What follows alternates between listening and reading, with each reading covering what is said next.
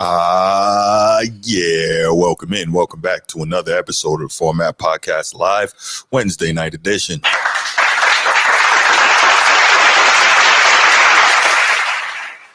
How's everybody doing? Good to have you here. As you can see, we got a pretty good show lined up for you tonight. Nothing crazy. It's Transformer's birthday. So when you all see Transformer next time, make sure you wish him a happy birthday. As such, he's out doing his thing. And in his stead, I should say, we got Laker Nation joining us. Laker Nation, what's good, bro? What's good? Happy to fill in Yeah. as usual. Yes, sir. Appreciate it. So y'all know what time it is, man. We're gonna do the spiel, and then we're gonna go ahead and get started with some quick hits, and then we're gonna knock out these topics, man. It shouldn't be a particularly long show tonight, but yeah, we're gonna do what we do. If you're watching here on YouTube, make sure you go ahead, click that subscribe, that like, that notification bell. Make sure you're kept aware anytime we drop new content on the channel. If you want the audio only version of the podcast, open up your audio podcast platform, hit the search bar, type in The Format Podcast, and we should come right up. If you enjoy the content as you listen, make sure you give us a like, a 5-star review, and drop a comment. All that stuff helps us rise in the algorithm, helps us find more sports fans, helps more sports fans find us. And write it down, put it in your phones, make a note of it. The Format Podcast is live Sunday mornings at 10 a.m. Eastern. And finally, if you're really and truly enjoying the podcast and you want to help the show continue to grow, make sure you go ahead, click that join button, join the channel. We're going to have some exclusive content just for you. All right. All right. So let's go ahead and let's get started with these quick hits, man. And the first place I want to start with the quick hits is Nikola Jokic, a guy that a lot of people seem to love, a guy that a lot of people, both fans-wise and the NBA media, are completely enamored with because of his style of play. I think it's fair to say we've never seen a center play like he plays, and that's fine. He had 61 points, 10 rebounds, 10 assists last night, 60-point triple-double. I think that's only the third in history. So absolute insane night, but they lost. So, I mean, it's crazy to think about somebody having a 60-point triple-double. Laker Nation, where are you on that, man? And triple-double is going to be more common as you see. But because I think you see Josh Giddey earlier almost had a quadruple double, so they're becoming as they become more common, they're going to be less, and it's going to lose its muster as it, Agreed. But the 60-point triple double, it's still impressive. It's still good on the offensive end. Mm-hmm. Now, but you've always not to shoot no shade, but like you said, impressive offensive game, but that's right. Since the lacking on the defensive end, you lost the game that you should have won. That's right. Yeah, no, absolutely. No, just an incredible game. By the way, shout out to the members of the channel, man. It's not that serious. What's good? Obviously, Laker Nation, you're here with us. Shout out to Sid Bubba. What's good, Chief? And of course, shout out to Baltimore Bruce. But yeah, a 60-point triple-double is insane. Anytime only two other men have done something in the history of the game, right? You're in rare air, elite company. That said, I always want, you know what? Today's not the day. I'm going to just give him credit for the 60-point triple-double. What I will say, though, I was listening to The Herd with Colin Cowherd earlier, getting in a quick workout, and I was listening to The Herd, and his co-host, J-Mac, said something crazy. He said that if he was drafting all time, and he had to pick a center, he would take Jokic as his number one center all time. And I'm like, are you on drugs? I almost dropped the weight on myself. Like, you got to be kidding me. That's absurd, man. That is like, come on. But it's a different era. Well, don't injure yourself because of somebody else's opinion. That's insane. Yeah, absolutely. It just shocked me. Hey, that's, sometimes you what's fresh on the memory is what's new. What's up, Steve? I saw some tape of Kareem and Wilt Chamberlain going at it earlier today. So there's too much. Yeah. I mean, Shaq was a force. When Mhm. Shaq was a force in his prime. So Yeah. it's like Hakeem was underrated dominant. You know that's my guy. So it's Yeah. like there's certain players like the more you dive in and peel back their career, the more Mhm. impressive like those players were back then of the feats that they did. Yeah. And Definitely.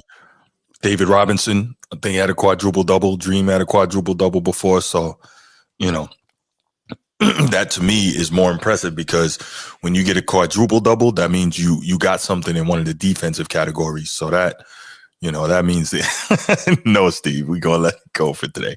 But no, when you get a quadruple double, that means you did something in defensive categories as well. And I'm always more impressed when when you play both sides of the ball. But at the end of the day, man, a 60-point triple double is crazy no matter what. so is a 50-point quintuple double. How the hell you say that Will got? That thing that Wilt got, yeah, that was insane. That's insane. Not like I said, but not to gloss over No, Jokic. no, we're not doing Um, that. but it's impressive. But you know, but you gotta play defense too, dog. So I'm waiting for it. I think I was listening to Brian Windhorst's podcast, The Hoop Collective, yesterday, and they were talking about how these guys on ESPN are writing up some article that has a bunch of advanced analytics saying that Jokic is a defensive darling if you use the advanced analytics. I'm like, are you freaking kidding me? Are you freaking kidding me? But we got what we He's got. a defensive darling. That's what they say, using the advanced analytics. That's what they're saying. So I don't know what's the deal. That's like saying using analytics to enhance the game is like taking a nerd with you to do a PowerPoint presentation to explain why you should date this girl. It makes no s- Hey, it look, make, man. it's no it makes no sense. We know what it is. What it is to your point, it's using the nerds to try and push back against the argument that Jokic doesn't defend. So basically, they use a bunch of calculators to try and tell you that your eyes don't see what you're seeing. But it is what it is. All right, let's go and hit the second quick hit. Second quick hit is Steph Curry still at it, man. Steph Curry is still at it.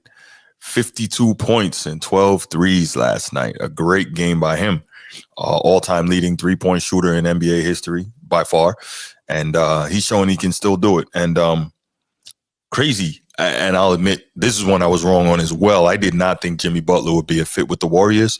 But if I'm not mistaken, the Warriors are like 18-2 when him and Steph play together since he arrived at the trade deadline. I'm like, that's kind of crazy. I had no idea that would be a good fit, but it seems to be working out, man. What are you seeing in Steph still able to do it the way he does it at this point? Well, the threes look good when they fall. Yeah, they do. Yes, um, they look good when they fall. mm, Um, like I said, that was also an impressive game. And on top of it, they need every single W that they got because they're in a tight playoff race right now. I believe they're in what fifth or sixth. They're trying to move up the standings. Um, so everything that they're see the what are the difference with Steph mhm. is doing he's not forcing everything. He's doing it Right, right. in the constructs of his offense. That's true. Yeah, that's a good point. Um, he's doing it in the strong constructs of his offense. But like I said, them threes always look good when they fall. Mm-hmm. Yeah, no, you're 100% right. But yeah, 12 threes is insane. it is. And it's a scary thing. He was still 2 threes off of Klay Thompson's single game record of 14. So, just imagine how nuclear hot you got to be to make 14 threes in an NBA game. You know, so. But Clay is still the same dude that had, what, 37 in a quarter? So, Yeah. you know, we know when that guy gets it going, he can get it going. So, But you know. Jimmy will fit in on any squad. So Apparently so. um, It's not that serious. Says Jimmy Butler played with a prime D Rose. He knows how to fall in line. That's crazy to think he's been in the league that long. Prime D Rose was like 2011. that's only That's that's only 15 like years ago. only 2010, 15. 2011. That's 15 years ago. Jimmy Yeah. Butler been around for a minute. Edward, I have no idea, man. I will. Here you go, Steve. I'm not even. Steve trolling. Don't even put that up on the screen. He trolling. Not. Edward says, "Are they going to suspend Buddy Hield or Ja?" And see, I wouldn't even be mad if Ja got suspended because he doesn't seem to get it. Like, you already got in problems flashing guns, and now you're on the court doing gun signs. Like, cut it out, man. Stop trying to be a tough guy and just stop trying to be a G and just concentrate on hooping. That's my thing. I don't think he was trying to be a tough guy. Bruce, it was just a heat of the game. It was just, you know, you make these gestures just because of his past, he's going to get punished for it. But he has to know that, though. And I feel you, but he has to know that and understand that. He got to stop costing himself money on and off the court. And, you know, opportunity, because Edward is always harassing me about this whole being the face of the league thing. If he was a little more clean in terms of, you know, his image, the way he plays, he might be a dude that could be that, you know, but he's got all this other crap going on. So it's probably not going to happen for him. Nah, the way the way his dad be moving. Oh, yeah. Yeah. Need to grow up and understand that your son's in his professionals. You know, he's in the business. He's not in the hood anymore. That's a fact. Now leave that hood shit at the door. Yeah, absolutely. It's not gorgeous. Not everybody want to see it. I mean, people that see it and respect it, or the neighborhood that you're getting away from. So, right. Edward, let it go, man. Let it go. All right. So, good stuff on those two quick hits. Let's get right into the main topic. One more about that. When going back to Jokic, when he scores 50 or more points, they're 0-4 this year. Mm-hmm. Yeah, they 0-4, and SGA, I believe they're either 5 or 6-0 when he scores 50 or more. So SGA is that dude. He's the MVP. So you gotta tell your boy to stop. You gotta tell your boy Jokic stop shooting the damn ball and get everybody involved. And Westbrook make game-winning layups. Well, what was it? Double OT last night. I think they needed every one of those buckets from Jokic in order to stay alive and to try to win that game. So I'm not even mad that that it went that way. Yeah, that was a game they should not have lost that game. Agreed. They should not have lost. Agreed. Okay, Mel. All right, so let's do this, guys. We're gonna go right into the first topic here, and that is Colin Cowherd on Luka Doncic. Now, this is something interesting, right? So a while back when the trade first happened, remember I said, one, I didn't think it was gonna fit Luka and LeBron playing together, and sometimes it looks really seamless, other times not quite so much. And I will defer to Laker Nation on that. That's his squad, and he knows what he sees when he's watching them. But to me, it doesn't always look like it fits. Now, the more important part, because I can easily say, hey, I was wrong on that. It can fit. You know, when LeBron is healthy and they were doing their thing, they were really playing good, good basketball, right? But my other thing was that I said, Luka's going to find out when you play with LeBron, at some point, you eventually end up being a scapegoat. And that is precisely what is already happening. And it's really interesting that nobody seems to have picked up on it. But, you know, I guess we all got to protect LeBron at all costs. Not me, though. But when you play with LeBron, you end up being a scapegoat. So I got some sound here from Colin Cowherd on his show. I think it was today or yesterday. Can't remember. But the point is, I got some sound here from the Colin Cowherd show, and he is going to have some things to say about Luka. So let's check it out, and we'll come back. Or there's like a big trade, or like the NFL draft. Everybody's always J-Mac saying, this team won the trade, this team lost. And the biggest trade in recent memory is Luka to the Lakers for AD. And there's a feeling is Dallas will be terrible and the Lakers will win several titles, but they would not have traded Luka if he was in great shape and was an unbelievable defender. Well, then he'd be LeBron. You wouldn't trade him. They traded him for a reason because they saw holes in his game, which, by the way, he'd missed the last 2 camps. He had multiple injuries. So here's what's interesting. When LeBron leaves, then he comes back and he's not at 100%. Lakers are trash. That's funny because LeBron, even way past his prime LeBron, has won without AD, has won without Austin Rivers, and won without Luka. One with bad coaches. But Luka without LeBron or LeBron at 100%. Lakers get throttled by bad teams. Why is that? That's why Dallas let him go. And I wouldn't have. But this idea that Luka was like LeBron, elite defender, elite leader, elite offensive player, elevated everybody, build a franchise around him, no flaws. That's not what Luka is. And you're seeing it here. Is Luka without LeBron? They've lost 7 of 10. Or Luka now with LeBron, not quite in game shape, not quite at 100%. They're getting throttled by bad teams. And this has always been my several-year argument.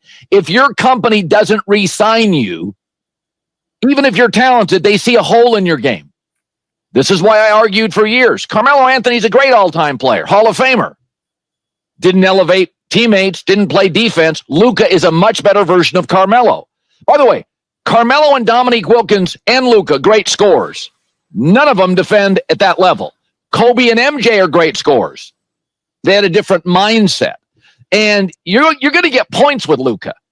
Defense, forget about it. Elevating everybody, he'll elevate some players.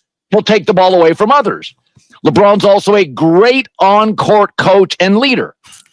Luka's talking is often barking at refs or trash talking. And by the way, that's part of basketball's culture. It doesn't bother me. But LeBron talking and Luka talking are 2 different things. I mean, JJ Redick has complained multiple times, we don't communicate when LeBron's out. Well, isn't that where Luka should step in? Luka's game is much more individualist. He is much more an individual star, more of a lead singer in a band who can occasionally step back, and let the bass player have his moment, but he's a lead singer. LeBron's always been more Magic than Michael or Kobe. He's much more an orchestra leader, elevating everybody. So Cowherd had a lot to say there. And let me just jump in here real quick because I'm like that. I'm petty like that. Would you believe there are people who think that the media had nothing to do with LeBron's ascension to his current position? Anyway, Laker Nation, I'm going to let you rock and roll with this, man. What did you think about Cowherd's comments and really like going in on Luka? I'm not saying he was 100% wrong, but what did you think? I would have respected his take if he would have backed it up with some facts and evidence. Mm-hmm. That he sounded like a podcaster. No disrespect, but he sounded like a podcaster just throwing up his ideas with a bunch of opinions. Mm-hmm. That sounded like his opinion. Yeah, a lot of that. Yeah, because saying that he didn't, because you can punch holes through his whole argument. Mm-hmm. Like, okay, he doesn't elevate his teammates, but they were just in the finals. Thank you. That's right. Yeah, he lost the matchup with Jaylen Brown. You can hit him with that because Jaylen Brown just looks like he has his number, but saying that his teammates doesn't play better with him is false. What's subliminals?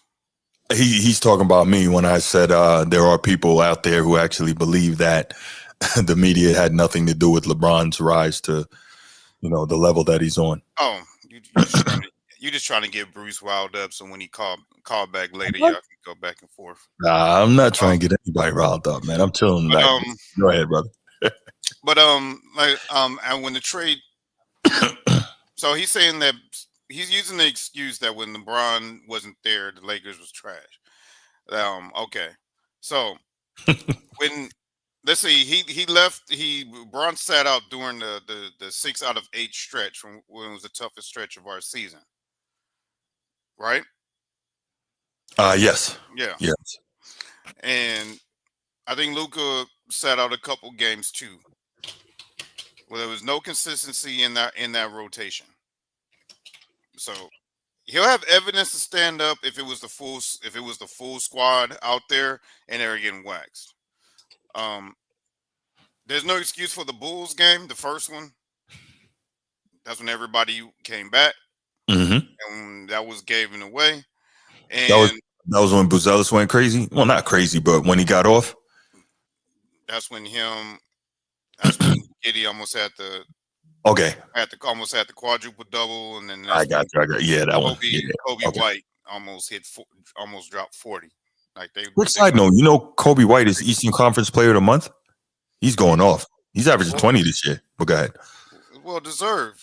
Yes, sir. I Yes, mean, sir. he's been, and the Bulls have been winning. So him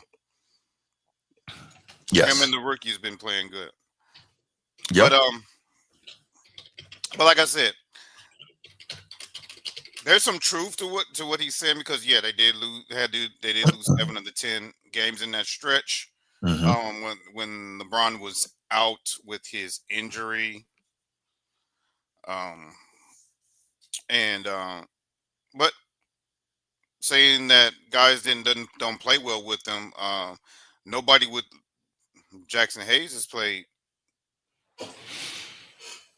very different since Luka got there. Mm-hmm. Mm-hmm. He looks like a totally different player. Yeah. Can't give him credit for Austin Reeves because Austin Reeves has been stepping up all season. Mm-hmm. But he still looked good besides Luka. And Dalton Connect was another one. He still looked good besides on the side of Luka. But Luka does good with slashing with players that can slash and shooters, just like the other guy. So, Yeah. No. So I listen. I'll just say this: it seemed so obvious when this thing happened because we've seen it with everybody, right? A player as great as D Wade, a player as good as Chris Bosh, player as good, if not great, as Kyrie. We've seen it player after player after player. Anthony Davis, Kevin Love. Everybody always ends up a scapegoat when you play with LeBron. That's just something that's going to happen, right? So yeah, guys can, it can be framed a certain way, but at the end of the day, like I saw this coming. I said it was going to happen and boom, here's the evidence. It's happening. It's I don't know why they always feel the need to do that. It's really weird. Like I don't know. I guess it's just, it's part of the contract or something. I don't know. But that need to make everybody else like have the blame for things when they play with LeBron is absolutely nuts. But at the end of the day, we will continue to see as the season goes on how it goes.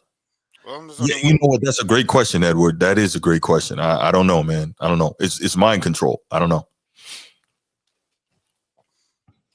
But there's one person that's telling how he really feel about LeBron. That's only because he's butthurt. Um, Yeah, yeah. but You're right. I don't know. I don't know. I don't know what he has on the league. I don't know what he has on everybody. Um, why he can do, he does no wrong. So it is what it is. Because like he wasn't even he wasn't even playing. Hmm. Hmm. And yeah, it does go on to the next star to step up. But then Right, again, he just got there. right. You're in the toughest stretch of the season. No one's saying anything about him sitting out But all of a sudden, it's always it's Luka's fault that we had that bad stretch when half the Yep. team has been out.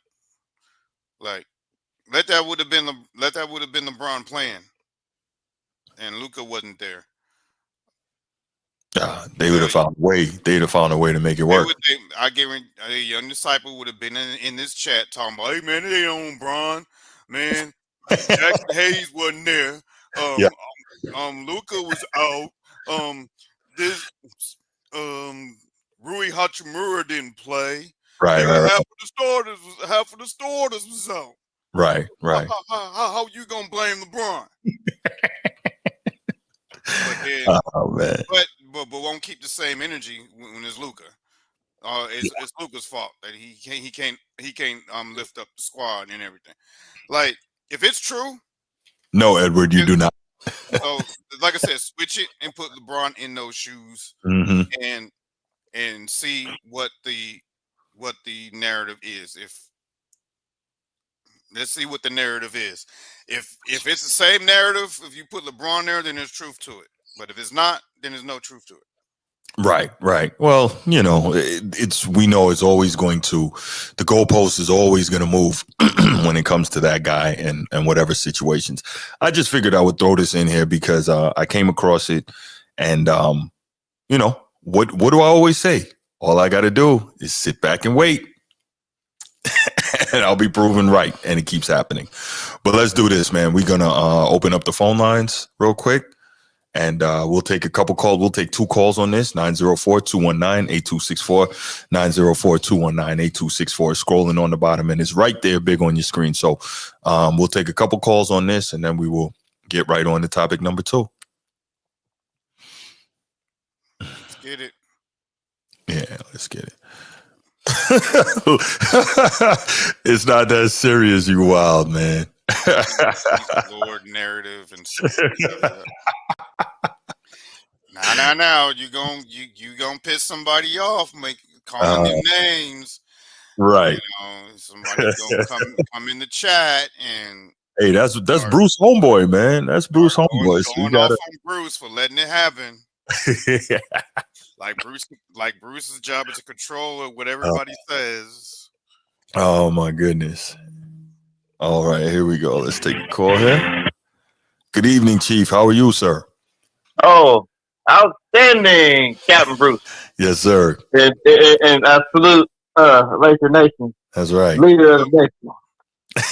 Leader of who? I didn't hear you. Leader of Laker Nation, baby. That's you. In the name. I appreciate the compliment. That's it. Oh, no problem. But I don't know. Colin probably was a little disingenuous because Luka just got there. Can we give the man some grace? The brother just got there in December. No, we cannot give him any grace. No. Why we can't give Luka any grace? No, come on, man. No, I can give him grace. I can. What I'm saying is, yeah, they can't give him grace because they always need somebody to blame because they can't ever blame well, this is just me, beside young disciple and my other Bruce, president of the LeBron James fan club. I think they just need some time to play together to see how it all goes. Yeah. But I think it's really, I disagree with Colin because it's really too quick. And these guys are really, you got 2 ball dominant guys really trying to learn how to play with each other. As a matter of fact, I think LeBron has been playing better with Luka, because he get a chance to cut, do a lot of running, don't have to dribble the ball off his foot, Bruce. Right. But and you know what? I was wrong about that too, man. I'm really surprised at how well he has played. Too. I was kind of, I was a little skeptical, but Laker Nation and Transformer right. And Young Disciple, they all said that it could be done, and I got to sit here and tell you that they're doing it. So yeah, respect due. I think that's the case, man. Luka just got there, and then the guy just led a team to the finals. How quickly we forget. Yeah, he led the Mavericks to the finals. So I think give it some time. Right. I think just give it some time. I disagree with Cal Hurd on this. Yeah, agreed. Just give Luka some time. Yeah. And yeah. No, I'm with you, Chief. I agree 100%. Like I said, I was very wrong about it. I must say, I am impressed with, how easily LeBron at this point seems to have taken to playing without the basketball. That's something that we haven't really seen all this time. So, credits to him, kudos to him. He seems and it hasn't dropped off his level of production. So, and the thing is, since joining the Lakers, Luka's averaging, I believe, 27 points per game, 8.5 rebounds, 7.9 assists. So he's getting, now he's in the flow. He's getting his normal Luka production. I guess trying to get it and translate it to wins is also a different thing, though. Well, you gotta look at it. How long these guys all of these guys played together? Not often. Not that long. Because then when Rui went out, I was like, dang. So I think if Rui come back, we get the rest of the guys to see how it goes. And really, I didn't have, Laker Nation, I didn't have that high expectation of this team this year. They're doing better than what I thought. So I'm good with that. Yeah. And who knows? Who knows? There you go. But another thing that kills Colin's argument, when they made the trade, the Lakers were, I believe, 8th in the standings when they made the trade. And then they jumped up to 2, and they jumped up to 2 in a matter of 3 weeks. Right. So they did come off. They did come off running, and then and then you had Sir sit out a lot. I mean, then we had LeBron James sit out that stretch, which kind of pushed us backwards. I'm gonna ask you this, Chief, before you get off. Okay. Let's say the situation was reversed. Same result, but reverse. It was Luka that sat out the same game as LeBron did, and LeBron was playing, and the same result. What do you think what would your take of what would be your take of that if you were calling Cowherd? How would you analyze that? How would I analyze it? Oh, it is what it is. If LeBron, it's the same thing. Okay, what could LeBron have done any different if Luka was out? So I mean, that's why I'm giving Luka grade. If you got your main guys, because Luka, like LeBron, they play almost identical. So I would kind of expect kind of the same results because of their style of play. Now, LeBron can play a little bit more off the ball than Luka. So with that being said, it would be about the same. I would hold it the same. The only thing. Sorry, my bad. Go ahead. Go ahead. Now, now everybody else in the world might, switch up, but I couldn't, Luka only could do what he could. We tend to forget Luka coming off injury as well. Yeah. And I think that's why I was like, give that man some grace. He just got there. He came off injury. So it'd be kind of like the same thing with LeBron. So I look at it for what it is. I wouldn't get too high nor too low if it was the same thing. I wouldn't be like, well, see, LeBron just needed help. Luka needed help during the stretch, and he didn't have all his guns there either. So that's the way I look at it. No, that's fair. I think sorry, my bad. Go ahead. One last question for you before you go. I know you're a Laker guy. But who do you think overall will win this trade when everything's said and done? You think the Lakers will win this trade, or you think the Mavericks will bounce back when they get it and win the trade? I still think we're gonna make it because this is just me being me. You know what? I think LeBron's gonna do something weird because he's gonna get ready to retire next year. I think next year would be the swan song. I think he's gonna take less money to get somebody else up in there because I think he already said he'd be willing to do that. Yeah. Oh yeah. He made more than enough money. He got Bronny on. They did the back, the back alley handshake. on Skid Row. So I think they'll be okay. I think he's gonna take less money. Mm-hmm. They probably gonna get another big, or they gonna try to get whatever piece to get it for him to kind of go out on his swan song.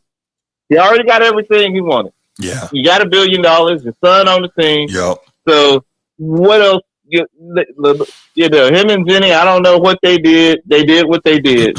So I think if we get Luka, we get some other guys more tailored to Luka's style of play. Mm-hmm. I think we would have won out. And then AD's older and injury prone. Luka's still a young guy. So I think we got the best of it. I just wanted to hear. No, I just wanted to hear your side of it. Because I think we did. Our fellow Lakers need to. Yeah, we need to stay together, especially when you got the Celtic guy in the chat, just waiting for something to go wrong. Yeah, I am. Waiting for something to go wrong, so he can just do a show out of the blue, say breaking news. Right. You know what? And that's one reason why I was just praying that the Lakers just done well this year. A freak injury here, a freak injury there. Mm-hmm. OKC crack and we make it, and Cleveland happened to lose, and we beat the Lakers.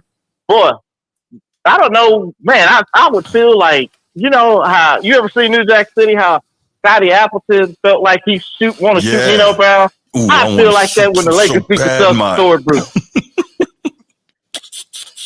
I feel you, man. I'm not mad at that. I want to shoot you so bad, man. Yeah. I want the Celtics to beat that bad. I don't care what we do. As long as we beat them, we got to beat them. And you know what? I don't want nobody else in there. I feel the same way about it. I feel the same way. So that's what Bruce is waiting. Let me tell you the secret about Bruce. When he's like your girl or your wife, when she comes home, the house is clean, she got your wine on the table, wine and dining you, making you feel good, and deep down she's setting you up because she pissed the fuck off about you. and she's waiting for you to be nice and comfortable to drop that shit on you what she mad about. That's Bruce. Damn. He's whining and dining us Laker fans. He's being all nice right now. And as soon as you the king. Hey, down the mask gonna come off, and he gonna be like, I told y'all so. I told you. Bruce is the master of wait and see. I ain't gonna say that. He gonna be observing, looking, noting, and then when it happened, he gonna be like, "See, I told you. I'm not gonna have to tell you." You already know. He is very, very, very patient. Patient. Yes, I am. But he's throwing those nuggets out there trying to make. Don't be deceived, y'all. Stand on. I know. Deceived by Bruce's generosity. Oh man. Yeah. All right, Chief. Thank you for the call, brother. I appreciate you, man. Oh, yes, sir. All right. Oh my God. That was a good call. That was a good call. Yes. Looks like we don't have any more calls on this topic, so we'll go ahead and we'll move right to the next one. So they're gonna love this one. Look, Zion Williamson, Pelicans have announced they shut him down for the rest of the year, him and CJ McCollum, and that leads to a very simple question. Is Zion Williamson a bust? Dun, dun, dun. Zion, we saw this guy, since high school? He became a social media phenom with all his crazy dunks that were on, I guess, Instagram and whatnot. And then he goes to Duke, I think one and done. He's killing at Duke. He has the thing like the almost cult following when he blows out the Nike sneaker, which was totally wild. But, he's a guy that plays with so much force and so much torque. He blows out his sneaker, then he goes to the league. And now we got a problem because he has missed more games in his NBA career than he has played. And that's a problem. What do we always talk about, right? Best ability is availability. So check this out. This is games played in Zion's career. 24, 61, missed his entire third season, 29, 70, and then 30 this year. Like, we got a problem here. We have a problem. Like Zion, as we know, he's an incredible physical freak, right? And we see the type of stuff that Zion is capable of doing, but not like, watch this one. This is absurd. Look where he was when he did that. My bad. Let me get this off like where he was insane. Like, this is a guy that is just super explosive, super strong, can finish in the open floor. But guess what? We know that he's had a problem with his weight throughout his career. And that led to, we believe that's led to a number of injuries. Also, he's got a weight. That's a nice split on the double team. We know that he's got the weight clause in his contract. Boom, piked on him. He's got the clause in his contract, basically saying, like, you want the money, stay off the fatty cake.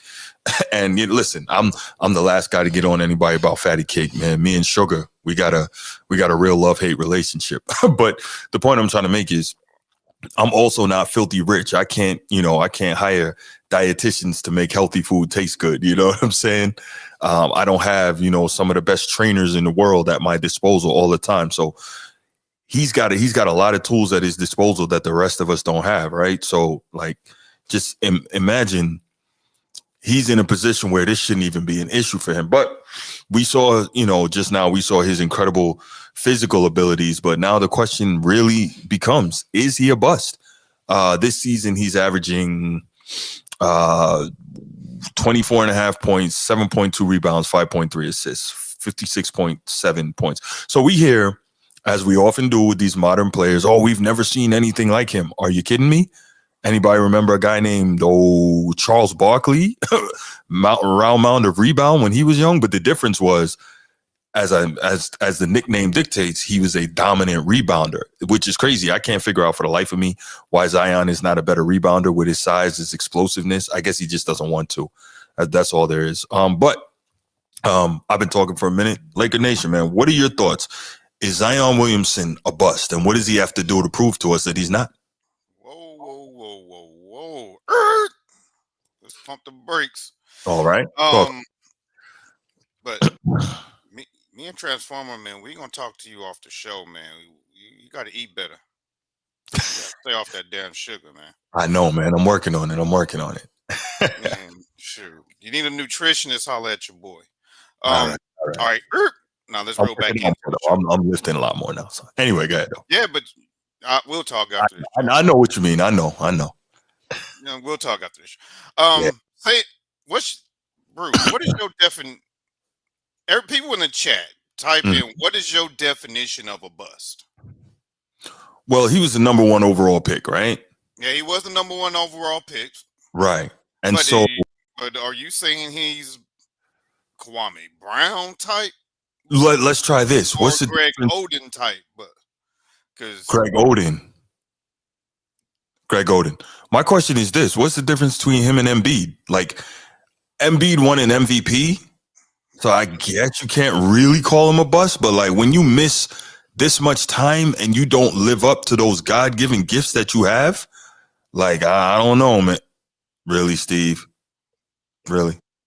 Jesus Christ.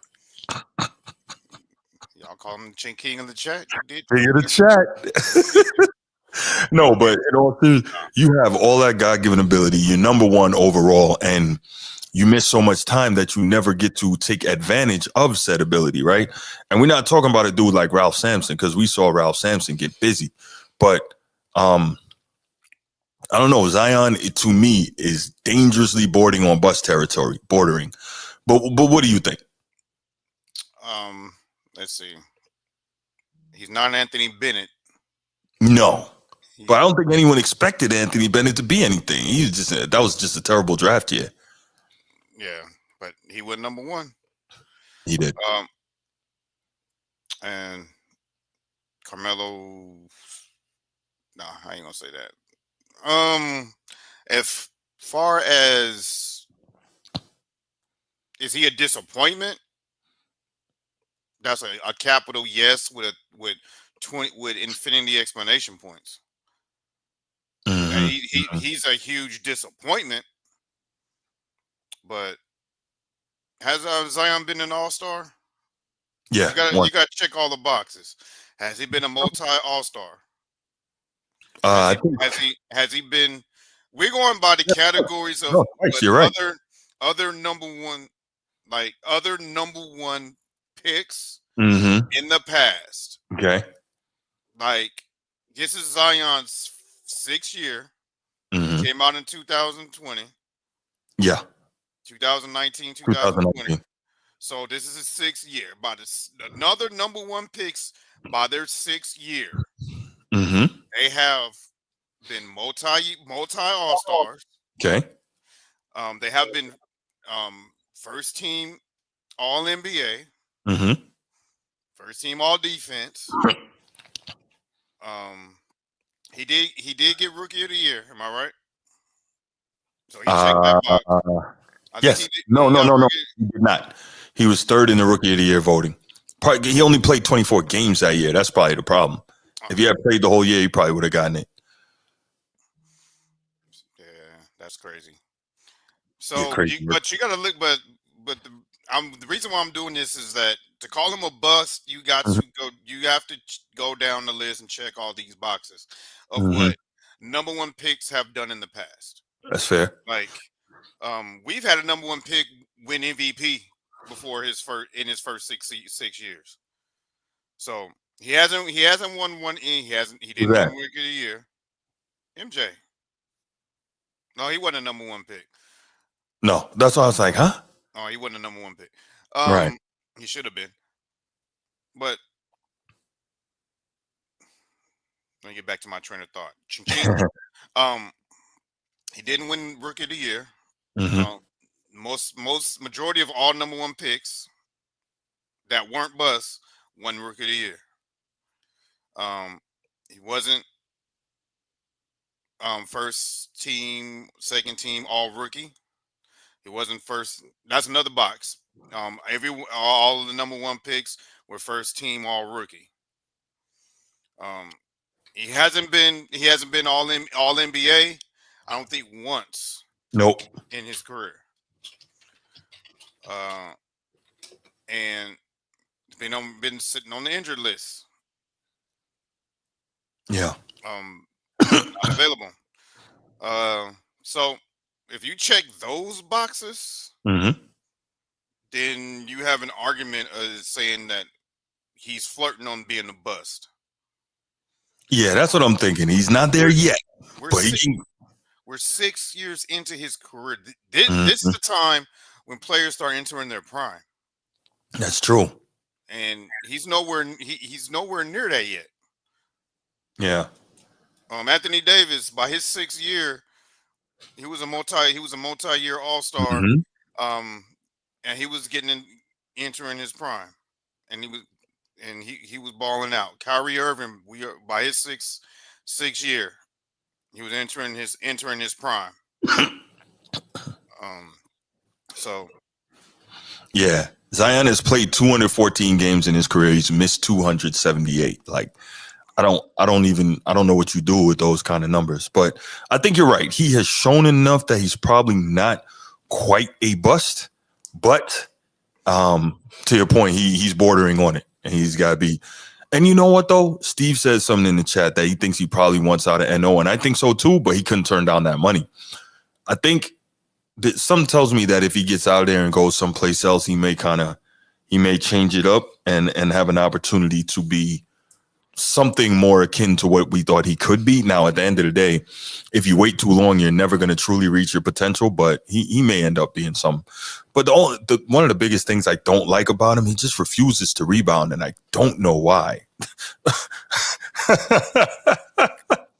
It's not that serious. You're crazy, man. Check that out. He's entering his prime rib. What's going on, Red Dub? What's going on, man? You should have played that. No, you can't for copyright reasons. Play that Chili song right now. That what song? Yeah, Chili's, but we can't for copyright reasons. Right. but yeah, Chief, you might be right that he's more of a disappointment than a bust. It's just Do y'all think But yeah, at this but point, if this continues, do you think he will become a bust? Like, I guess that's more the question. you got to look at other number one picks by their 6th year, what they And what did. if they? And Yeah, I wish you would have broke that down and had some examples. yeah. Like Anthony Davis by his 6th year, he was a multi all-star. He was Mm-hmm. he was leading that squad. They were True. talking to him like putting him in as an MVP caliber, and he was Mm-hmm. putting on size. I'm trying to think.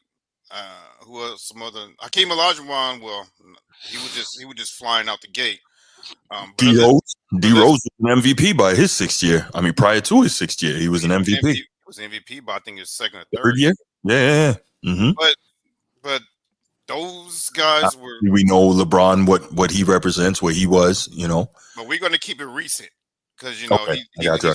he's 2019. Let's keep it recent. Okay. Jay Cunningham is a prime example. Number one pick. He is gradually going. He has not declined. He's been making steps. Yeah. Climbing the stairs. Yeah. Every year, Cunningham, and now sure. we're starting to. He's going to enter his prime in the next couple years, and we're starting to see him put in work. Oh yeah, he's special, man. That dude is for real. That's what we not seeing with Zion. I think it's hard for you to do that when you can't stay on the floor. I think that's the bigger problem. If you can't stay on the floor, how are you going to be able to do that? That's my thought. So you're saying you're not going to write him off as a bust yet? I'm saying No. if you check all the boxes and Mm-hmm. break it down, Mm-hmm. he does fall into the category of a bust for a number one pick. I got you. But I will. I don't know about you, but I want to hear what everyone else has to say, because if he was a late first round pick, we wouldn't we wouldn't even talk about it. But he was a number one, so this needs to be talked about. Right. Like Banchero is another number one pick. He's they are ahead of Zion right now. Wemby, before he got diagnosed with the blood clot, was defensive player of the year this year. Yeah, he was going to get that. He was going to get that. Yes, indeed. Yes, indeed. Every number one pick that came after him is killing. Every single number one pick that came after him. You're right. Like Horizon put them all put the last all the most recent, all the number one picks after him, and they're all killing. They all been. Wemby hasn't been to the playoffs yet, but not yet. Cade's going this year. He's going this year, and he's going to make the second round this year too. Yeah, Banchero's going this year. Ant-Man, conference finals last year. That's right. Zion hasn't even played half of a season. Let's see. No, he did. He played 70 games last year, if I'm not mistaken. Yeah, he did. He played 70 games last year, which was insane. Well, I don't know, but I don't have too much because he's flirting on that. Yeah, he's on the edge. He's definitely on the edge. He's flirting with that bust. And I Again, the question is, who's going to have I think kudos to you, because you're like the only person that's covering this, that even brought this up.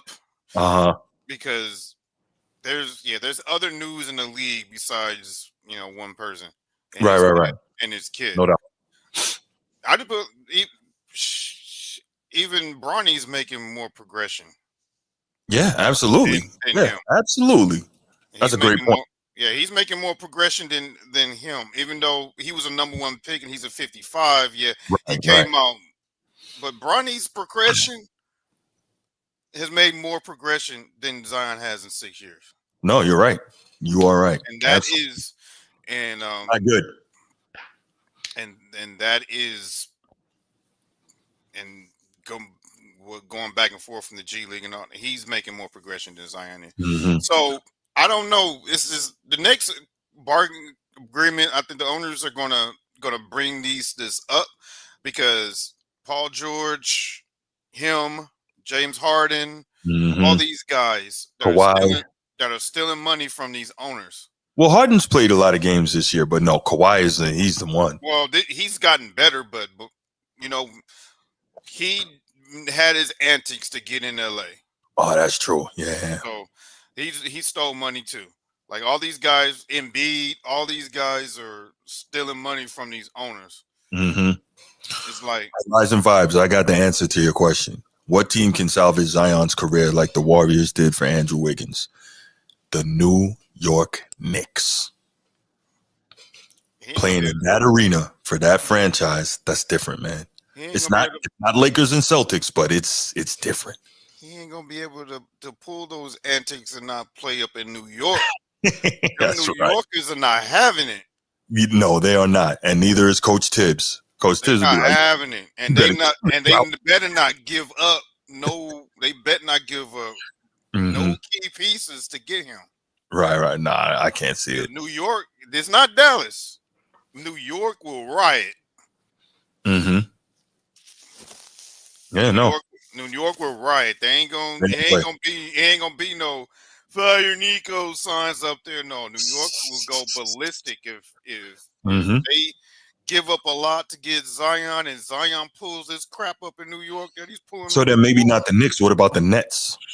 No, the Knicks. That would be a good thing to put a fire up on his. Yeah, but Coach Tibbs gonna make you defend. That might be what he needs to rejuvenate his career. Because right now he's looking like a. I was about to call him a simp. He's looking like a. Been rolling with Steve too long.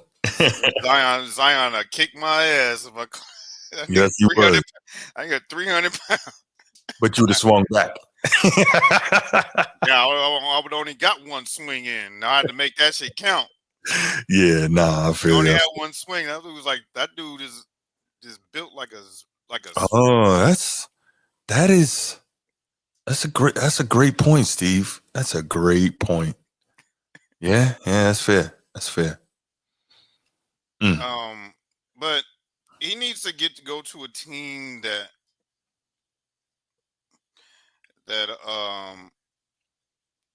he needs to go to somewhere that he respect, and that's going to hold him accountable and make him stay in shape and play. Miami's not it. Nah. Him and Pat Riley were not. Yeah, Riles. Nah, he can't deal with Riles. Riles not gonna. It's not gonna have it. And the question is, who's going to invest? Who's going to? Because New Orleans is not going to just let him walk for nothing. So who's going to invest in Zion? Grizz. Who are they going to give up? Magic. That will be no. That would no. They got Paulo. They play the same position. But you can move Paulo around because he's so skilled, though. He doesn't have to be the 4. I don't know.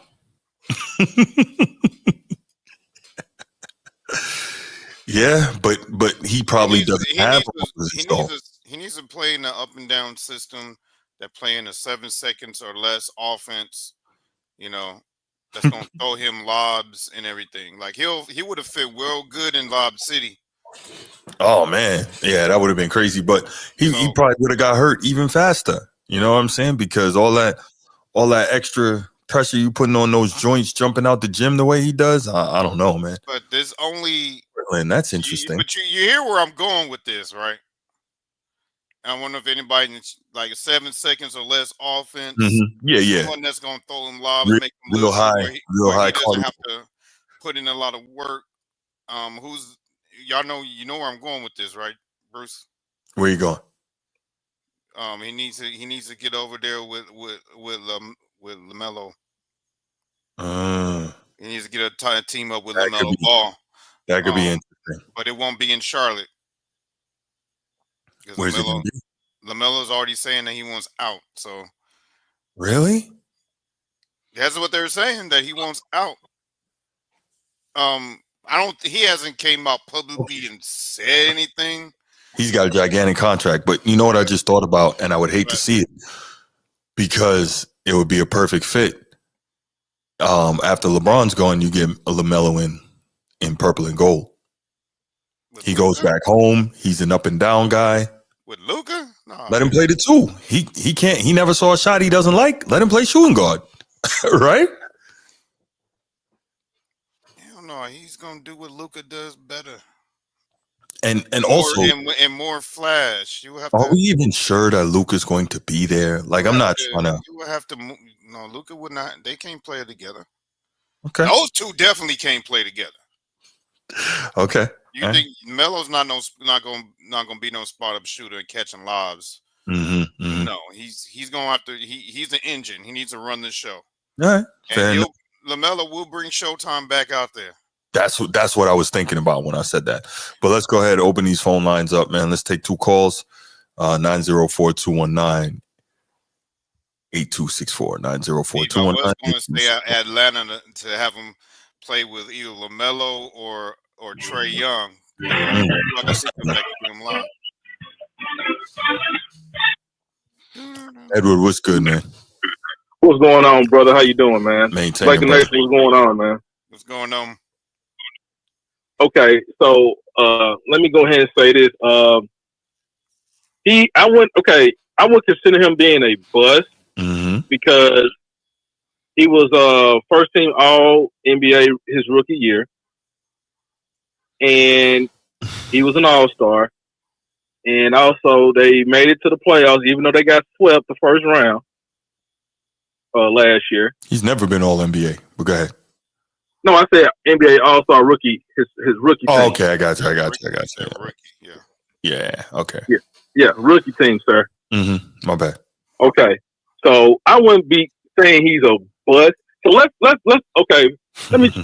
If y'all say that he will be a bust, let's transfer sports real quick. Bruce, Laker Nation, I'm gonna go to y'all favorite sport. Was Bo Jackson a bust? No. That's his favorite sport.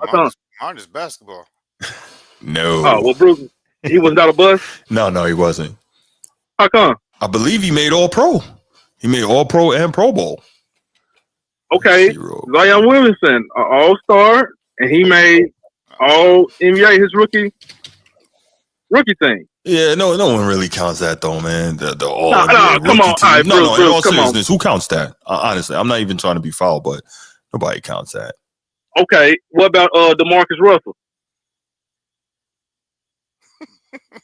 You said Jamarcus Russell? Yeah, he's a bust. No, DeMarcus Russell used to that got drafted for the Raiders. Yeah, he's talking about the QB. Hey, Jamarcus Russell, yeah, the quarterback, Jamarcus Russell from LSU. Yeah, definitely a bust. Yeah, he ate himself right out the league. Yeah, he took that money and got on that that lane. That's what we call down south, Bruce. If you did not know that, I know. I know. Oh, okay. Okay. I'm just making sure. I appreciate it. So, thank you. Yeah, he's a bust. Now, when y'all say Kwame Brown, he was a bust. Greg Oden, he was a bust, but he was so injured. He was injured. He had bad knees, if I'm not mistaken. Injured, yeah. Yeah, so I say those are buzz, but was Zion being a buzz? Nah, I can't see it because I wouldn't say he's a buzz, man. He hopefully he get it back, he get it right to his going to his 6th year. Hey, stay off them, that jambalaya and everything with him. If he's staying in New Orleans and everything like that. So, but no, I wouldn't be considered a buzz. Nah. Right. I wouldn't do that. Fair enough. But fair. But let me. I'm gonna let you. Huh? No, I said that's fair, but if you sit down and you check all the boxes of what the other number one picks have done compared to what Zion has done, you will look at the situation a little bit different. Yeah, well, right now I like to say with the boxes he checked off, he made his NBA All-Star rookie year. He made a rookie team. NBA All Team for his rookie year, and he was an All-Star. So he checked. What about him making to the playoffs? Do y'all consider that like a box check? That is a box check. Yeah, you make it to the playoffs. Okay, so he got 3. So all right, now compare him to the guy that his first 6 years, the guy that he was traded for, Anthony Davis. He was number 1 pick. Same organization. Okay. His first 6 years, Anthony Davis checked more boxes.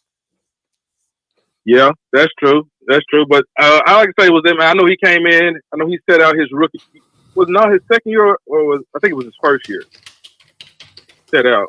He got his rookie year. You talk about Zion? Yeah.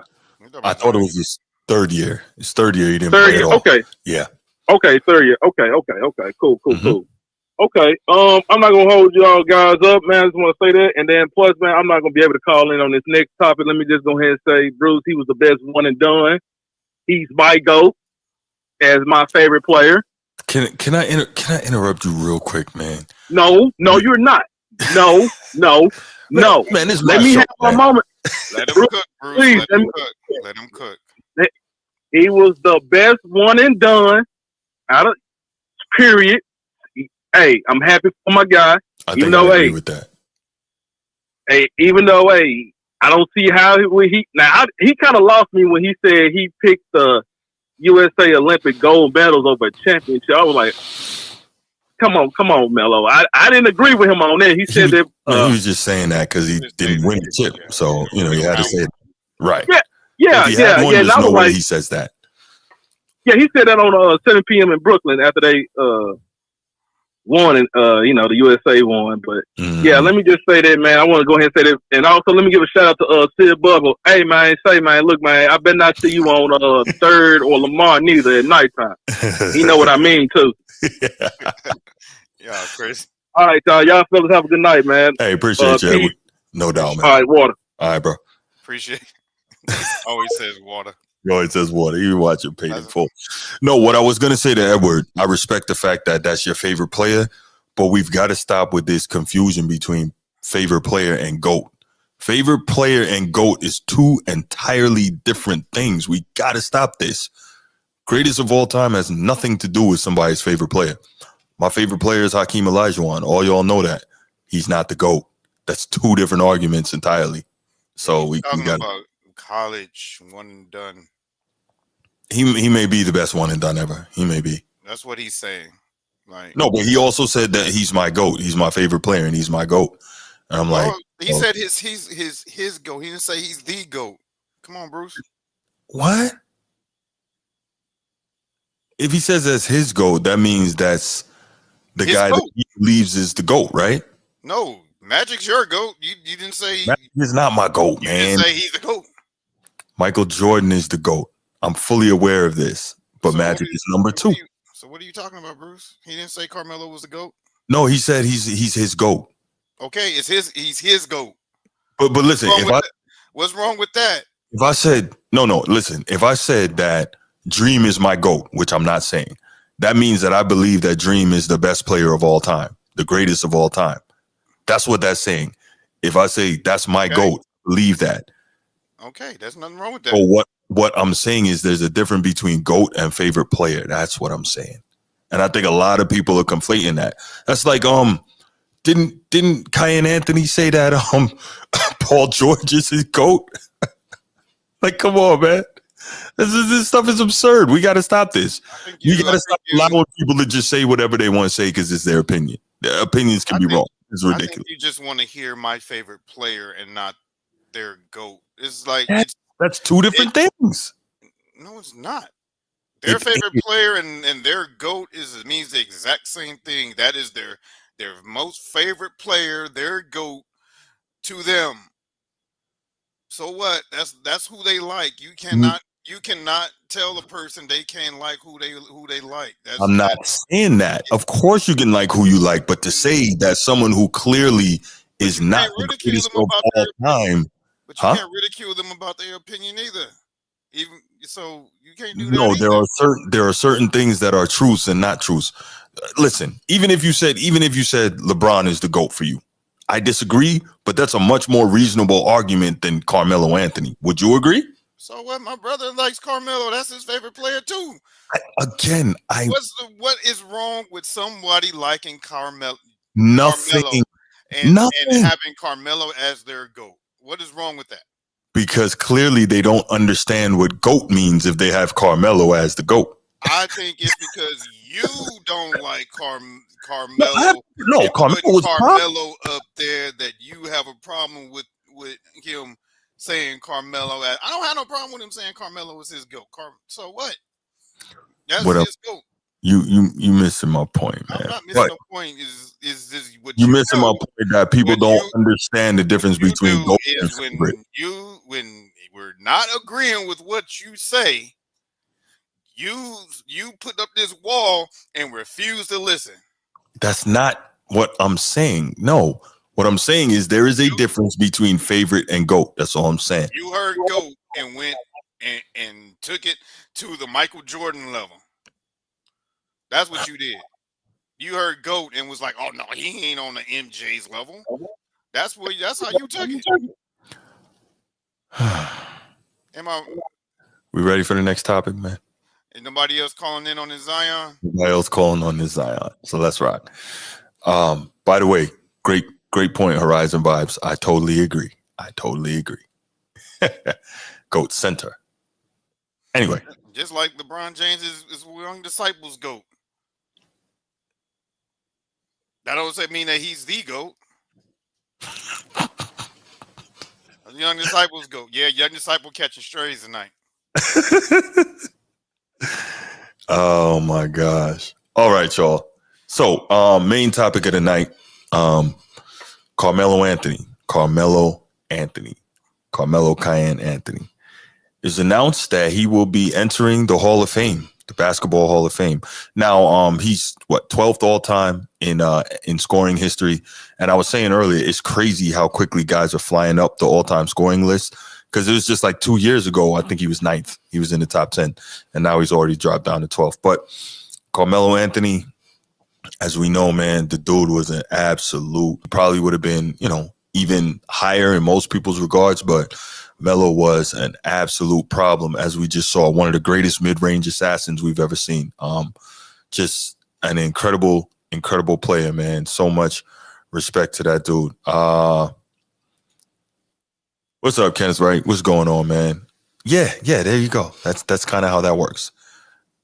Your favorite player doesn't. Anyway, but yeah, so back to Melo, man. Melo, absolute animal. Melo cooked a lot of dudes, man. He was definitely a problem. Yes, he was definitely robbed the Rookie of the Year. Absolutely. There's no question about that.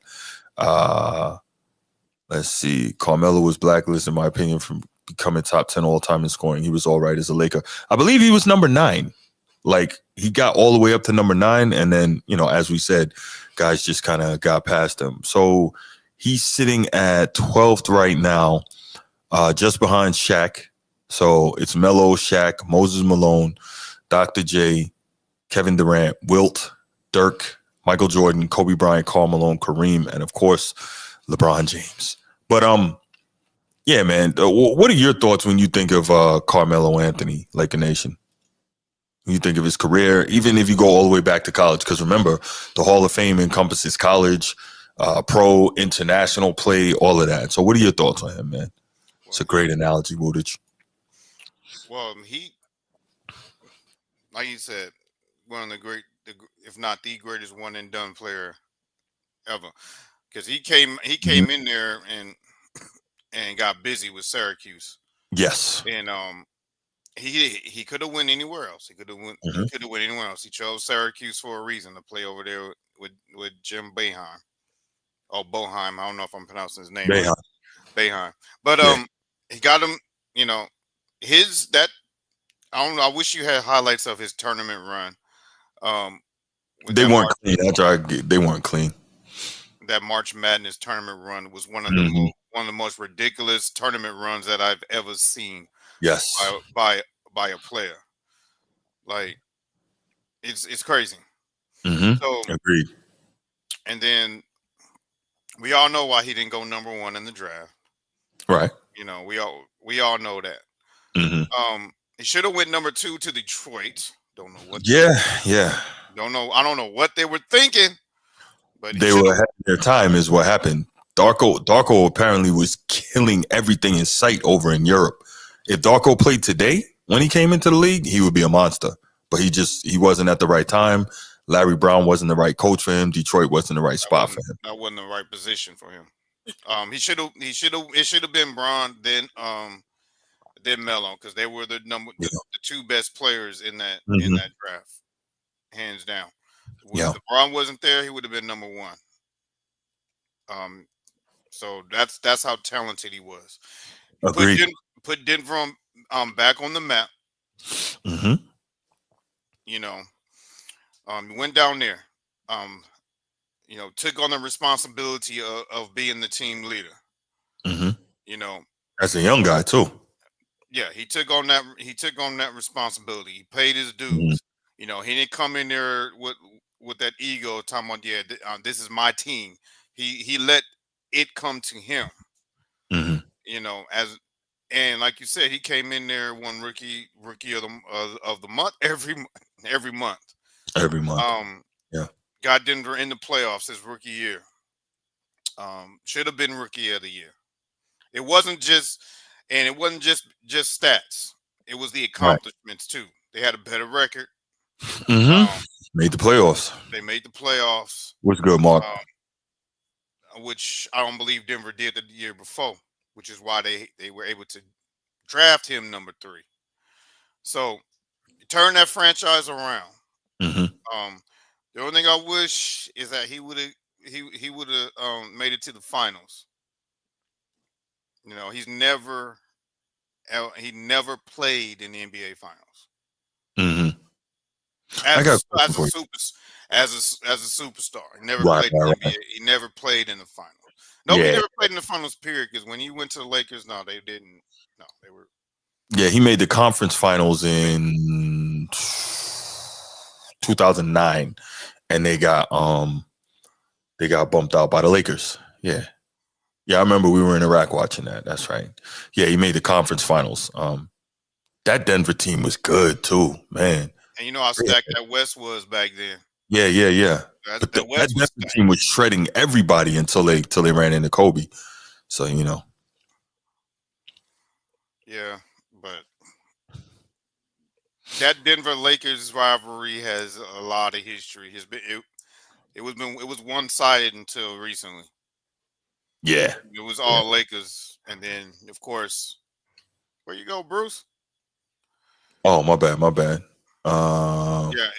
It was all one-sided until excuse me, until recently, thanks to that guy. Right. But it was always he could never get past Kobe. Melo could never get past Kobe. That was his. Every player has that one guy or that team that nemesis that just has their number. Mm-hmm. That's a fact. It was like Kobe just had his number for a while, and then he goes to New York, and I'm going to ask you how you feel about that move. Mm-hmm. When he left Denver and went to New York, with I think Phil Jackson. No, it wasn't Phil Jackson. Phil was there when he was in the front office. He didn't coach him. He didn't coach him, but he was. He was in the front office. I can't remember who the coach was, but no, listen, Melo was a great fit, because remember, he's originally from New York. He's from Brooklyn. I think he left there when he was like 13 years old. He moved to B-more, and then he really got busy in basketball. With that, I think New York was a great fit. He did his work, but I think he never made the conference finals there either. So it's tough, man. I think we definitely did miss out on what Melo would have looked like in the finals as a main guy, because I don't think he would have shrunk from those bright lights at all. No.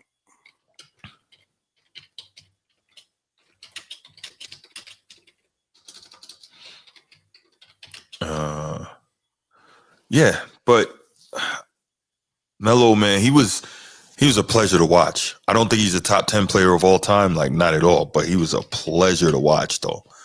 His mid-range game was so crazy.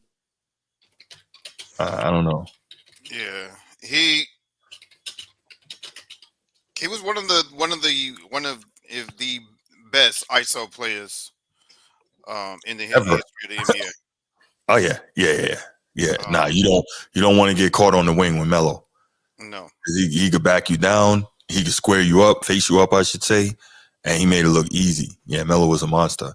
Only the thing that sucks for him, I feel bad, is bouncing around those last few years and watching his scoring numbers go down. Kind of, they messed up his career average. But yeah, Melo, monster, definitely a monster. Yeah, so let's go ahead and we'll open up the phone lines. Before you do that, one thing that I had to fix the I was trying to fix this payment thing. One thing I will say, it is warranted, the Hall of Fame nod. Yeah, it's a fact. It's a fact. Hey, Edward, what's up, man? man, hold on, man. Y'all did say y'all opened up the phone lines, right?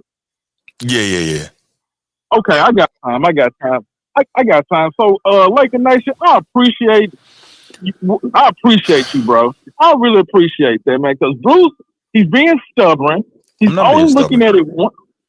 Because Bruce, just because, and to answer your question, no, I'm not putting him up there with them. No, I'm not doing it. Okay, so wait.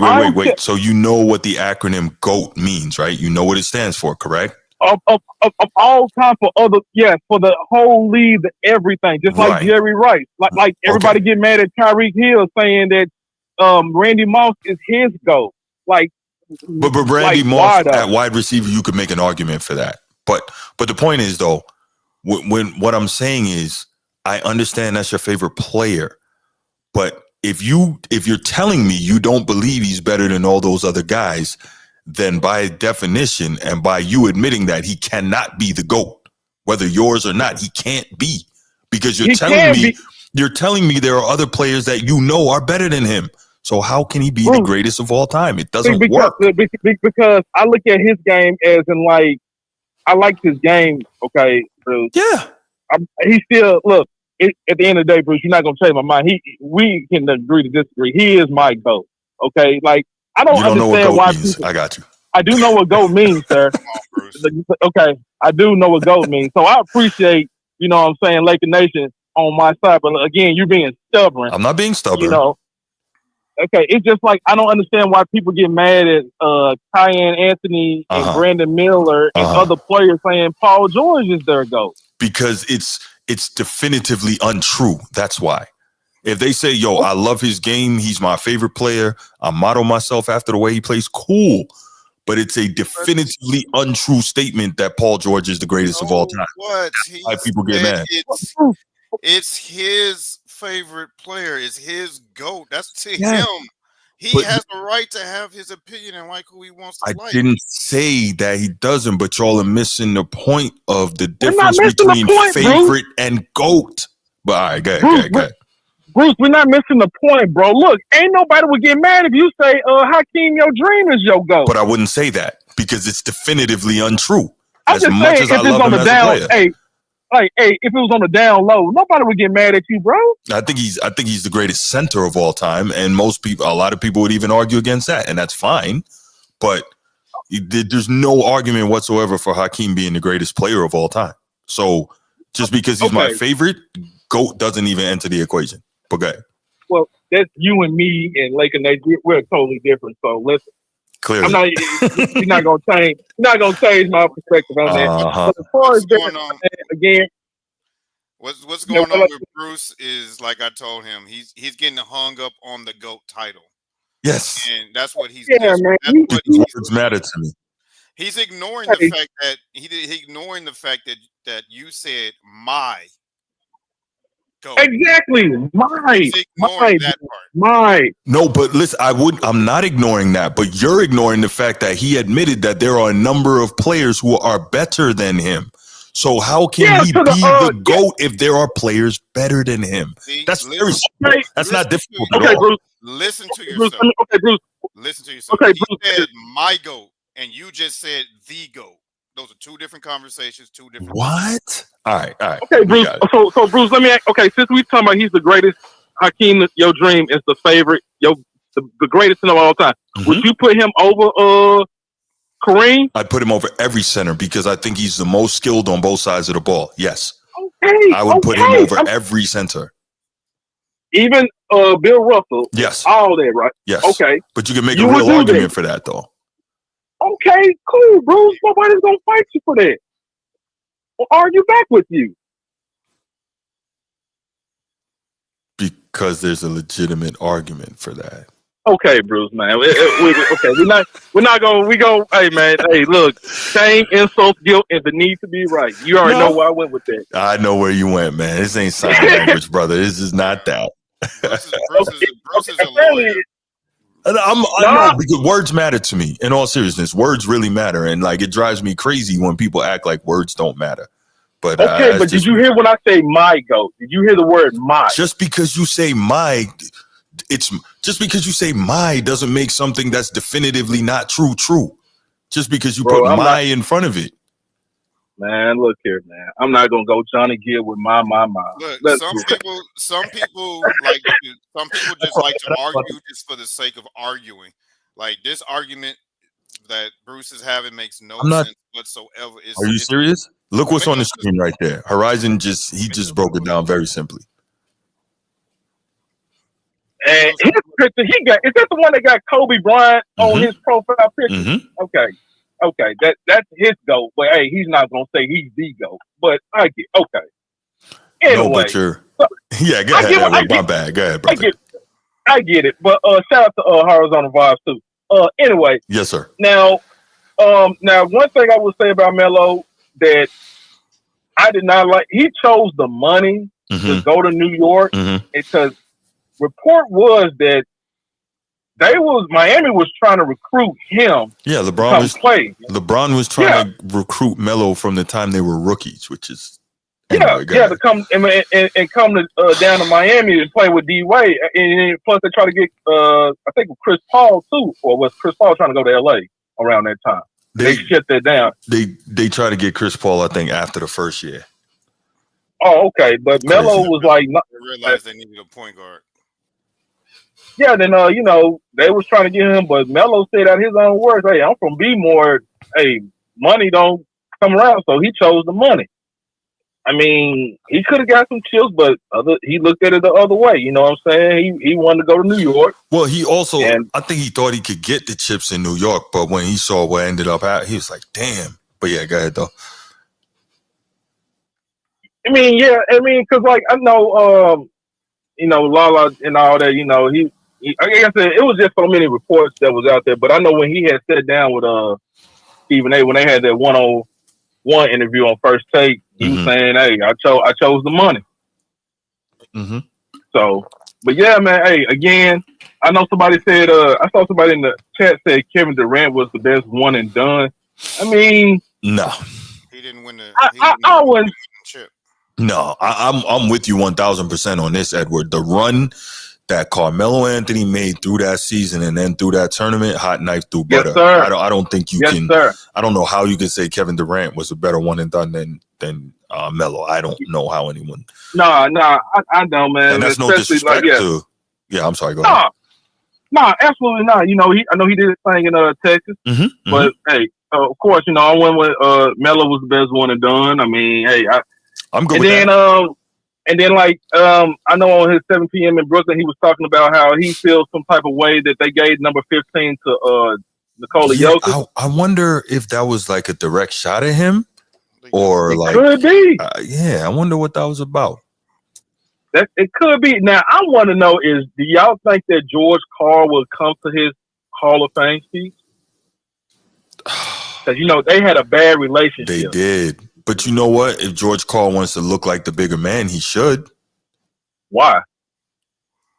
I just said if he wants to look like the bigger man, he should. Man, Melo gonna call that man out like how MJ did, the owner for God rest the dead. Well, that's cool, but guess what? If Melo does that makes George Karl look even, that makes him look even better. Because he's like, we had a bad relationship, but I understand the type of player that Melo was, and I came to see him in his greatest moment as a basketball player. That's all he has to say. Nothing else. That's too easy. Did they make the owner of Chicago Bulls look like the better person when MJ called out him in his Hall of Fame speech? Reinsdorf. It's Mike is different, bro. Mike is Oh different. my God, man. Oh, okay, Bruce. Man. Krause, there you go. Bro. Yeah. Okay, Bruce. Jerry Krause. Okay, bro. Yeah, Jerry Krause. Yeah, and he called him out. Okay. You're saying that's Michael Jordan, though, but hey, there you go, man. He's different. Hey, man, the Glade. Okay, bro. Edward, you better. Hey, it's all good, G. It's all good. Yeah, there's no R&B R&B songs from anyway, guys. Hey, bro, that was funny as. Yeah, I know you think so. Yeah, call your boy. Man, bro, that was funny when I saw that. I was like, was that for real? Oh, it was for real. Man, hey, I ain't going that far, bro. Mm-hmm. I'm not going that far. But anyway, man, I just want to talk about Melo.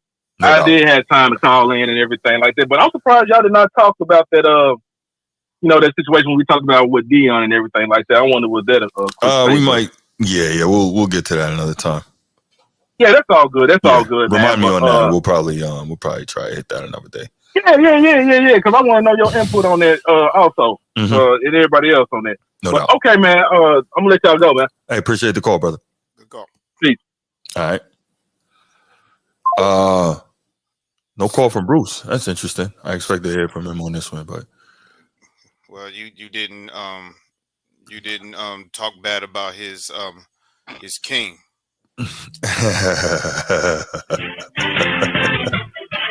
Oh, did I speak? Did we speak too soon? No, it's Steve. What's up, Steve? How you doing, man? Steve, what's good, man? Bruce, what up, Laker Nation? Maintaining, man. Are you gonna call about that travesty? Bruce is over here trying to flip people's words and saying, really? Talking about Carmelo's the GOAT and all this. What is that travesty that Bruce is trying to do over here?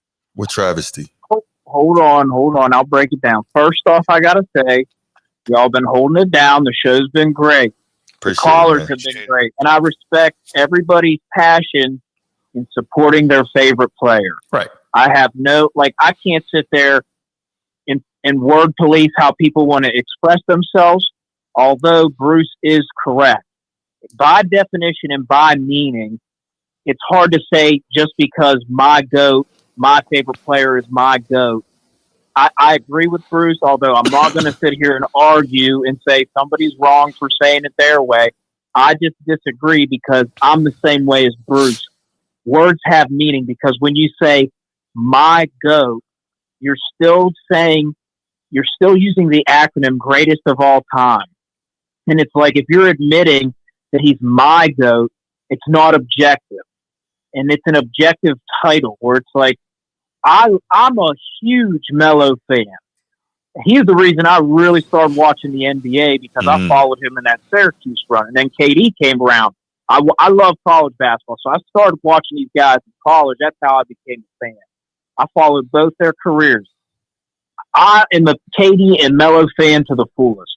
They are probably my favorite 1A and 1B favorite players. But I can't say they're my GOAT because I'm still using the acronym greatest of all time. My GOAT is Jordan.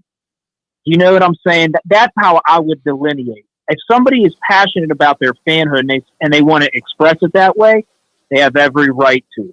They're definitionally incorrect, and it's different when you're using comparisons of like Jerry Rice and Randy Moss or even MJ and LeBron, because at least there's an argument for someone like Moss and LeBron, where you could actually have the argument that they, might be in contention for greatest of all time.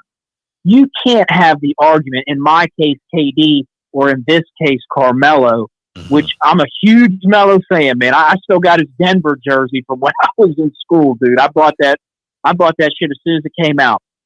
So it's like, to me, the definition and the acronym of that defining meaning has to mean something, because when you add my GOAT, you're diminishing the meaning of GOAT definitionally. That's just how I interpret it. I can't speak for Bruce. but I think that's what he was trying to articulate. Mm-hmm. I think he explained it, but I think everybody's passions and stuff, which is fine. Everybody can have their biases and favoritisms and stuff, and how they want to express themselves is cool.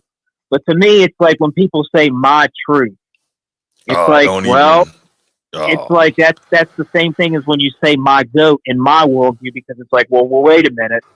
Your truth means just your perspective. Mm-hmm. There's the truth. Correct. Now, your truth can be the truth, but when you say my truth, it's like now we gotta hash this out. We gotta break this down. What do you mean by your truth? Mm-hmm. Similar to when someone says my goat, and when you can admit, it's like, well, I can't put him up there with Jordan or Kobe or Russell or whoever, Kareem, whoever you want to use as the standard. Mm-hmm. It's hard for me to sit there and say, well, how can you say he's your greatest of all time when you are also admitting he's not the greatest of all time? That's part why I didn't get. I just think it's okay to say he's my favorite player. Right. That's the whole point, Steve, because when you can admit that he's not better than Timmy, he's not better than Kobe, he's not better than Bron, he's not better than Jordan, he's not better than Kareem, that's 5 guys right there that you have ahead of him. How can you still argue, no matter what your opinion is, that he's the greatest of all time? Like, certain things are simple. That's why I'm like, it doesn't. What it means. Right. Exactly. So, and you're almost diminishing the acronym meaning by adding your worldview, where it's like your worldview is subjective. The definition is objective. There you go. Steve. But, Nation, what up? Reason why I stopped Bruce is because Bruce is about to go on a whole little soliloquy of telling this man why he's wrong. That's why I stopped him. Well, he I don't told think us why he's wrong. He I was told us. just going to say, yeah, he kind of admitted in his own explanation why he would be wrong definitionally. I think that's what Bruce was just saying. It's not saying that your fanhood is wrong. It's your definition. It's your word. But you guys are taking it as he's saying, taking it by the definition. That's all. That this person is the greatest player of all time. Because because Bruce has said that in his defense, that he's not the GOAT, and that's not what he said. He said, I understand what GOAT means. I understand what you're saying, Laker Nation. I understand. You guys are taking the GOAT title and putting and say it, something else. Then say something else. Yeah, putting it up there. He can use whatever word he can't. Right. I mean, he can't. Yes, he can. No. He can say, Cool. Carmelo is his GOAT. He can say that. All right, you got it. He can, like anybody can say anything. Right. But what we're doing is we're going Oxford here, man. We're like, well, by definition, it wouldn't. It's just for someone like the way we're viewing it. By having his opinion that Carmelo is his GOAT, you can't sit there and tell him, "Oh, you're wrong." Can because he told us he's wrong. It's his opinion for himself. Laker Nation, you're missing it. It's his opinion for himself. He told us that Melo is not the GOAT. He told us because he didn't say Carmelo was the GOAT either. He didn't say Carmelo was the GOAT either. But I want to premise, Laker Nation. You're correct in when you're saying he said Carmelo was his GOAT. He didn't say Carmelo was the GOAT. Sorry, Steve. Right. Go ahead. Right. Man. I'm not disagreeing with you. Like I think you're correct when you said, oh shit, I just had a thought and I lost it. I grant that. I think, dude, I hate that. That should happen to me all the time. It'll come back up before you hang up. But let me talk about why Zion's fat and he's a bust for a minute, because it'll come back to me. But I appreciate the context on Zion. I wanted to touch on that real quick, but it's I had to get my 2 cents in. At this point, it's hard to argue that he's not a bust. The thing is he still has career left to change the narrative. But to this point, I would lean towards like I think it was Horizon in the chat. He mentioned Ben Simmons, and that's like the perfect comparison. Number 1 pick, a lot of hype. You saw flashes, but it's like based off the hype and based off the potential, you have to almost say he's a bust. Like I get his rookie year, he was like all rookie year, but it's like I got to be honest. Like making all rookie I don't know if that's the achievement that we could really say it's like, oh, well, this is a career-defining thing. Because let's be honest, an NBA draft is like after you get past 2, maybe 3 guys, is it that much of an achievement? You know what I'm saying?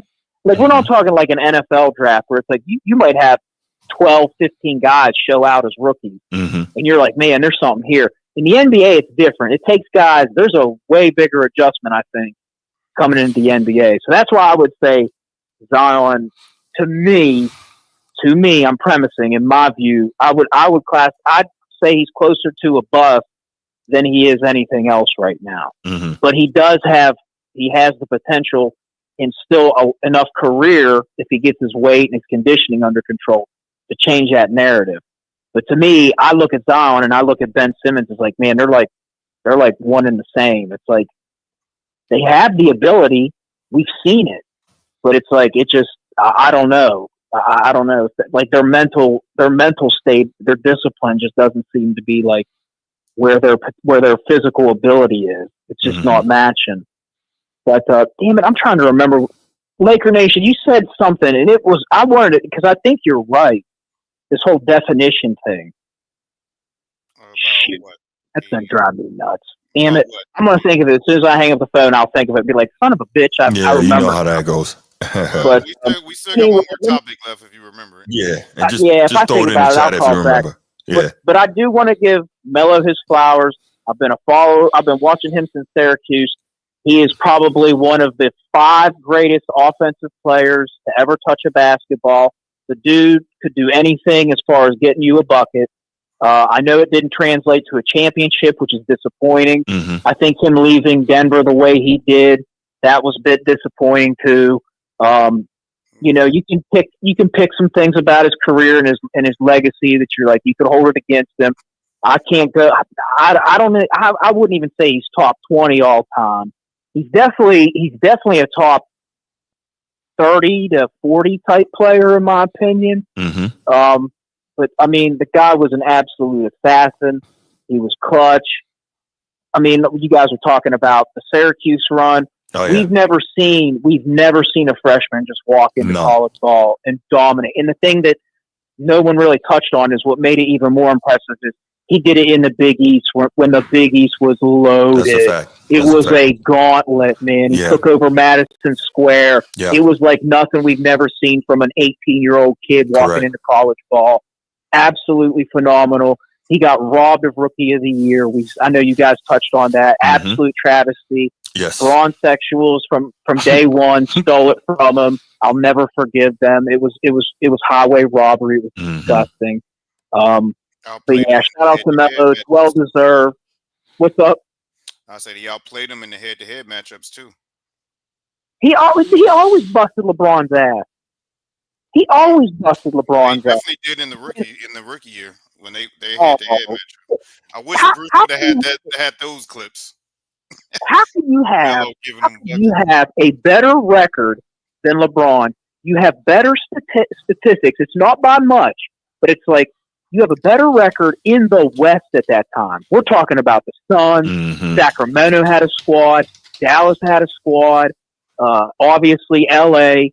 And San Antonio were dynasties. Memphis was tough. Like, the West was loaded. And for him to, as a rookie, take his team to the playoffs in the West, for them to screw him just to, like, bow at the altar of LeBron, it was disgusting. It was ridiculous. Totally robbed. And everybody's talking about it now. Now that people are finally speaking the truth on LeBron, you're hearing more people say, it's like, yeah, Melo got robbed, which is good.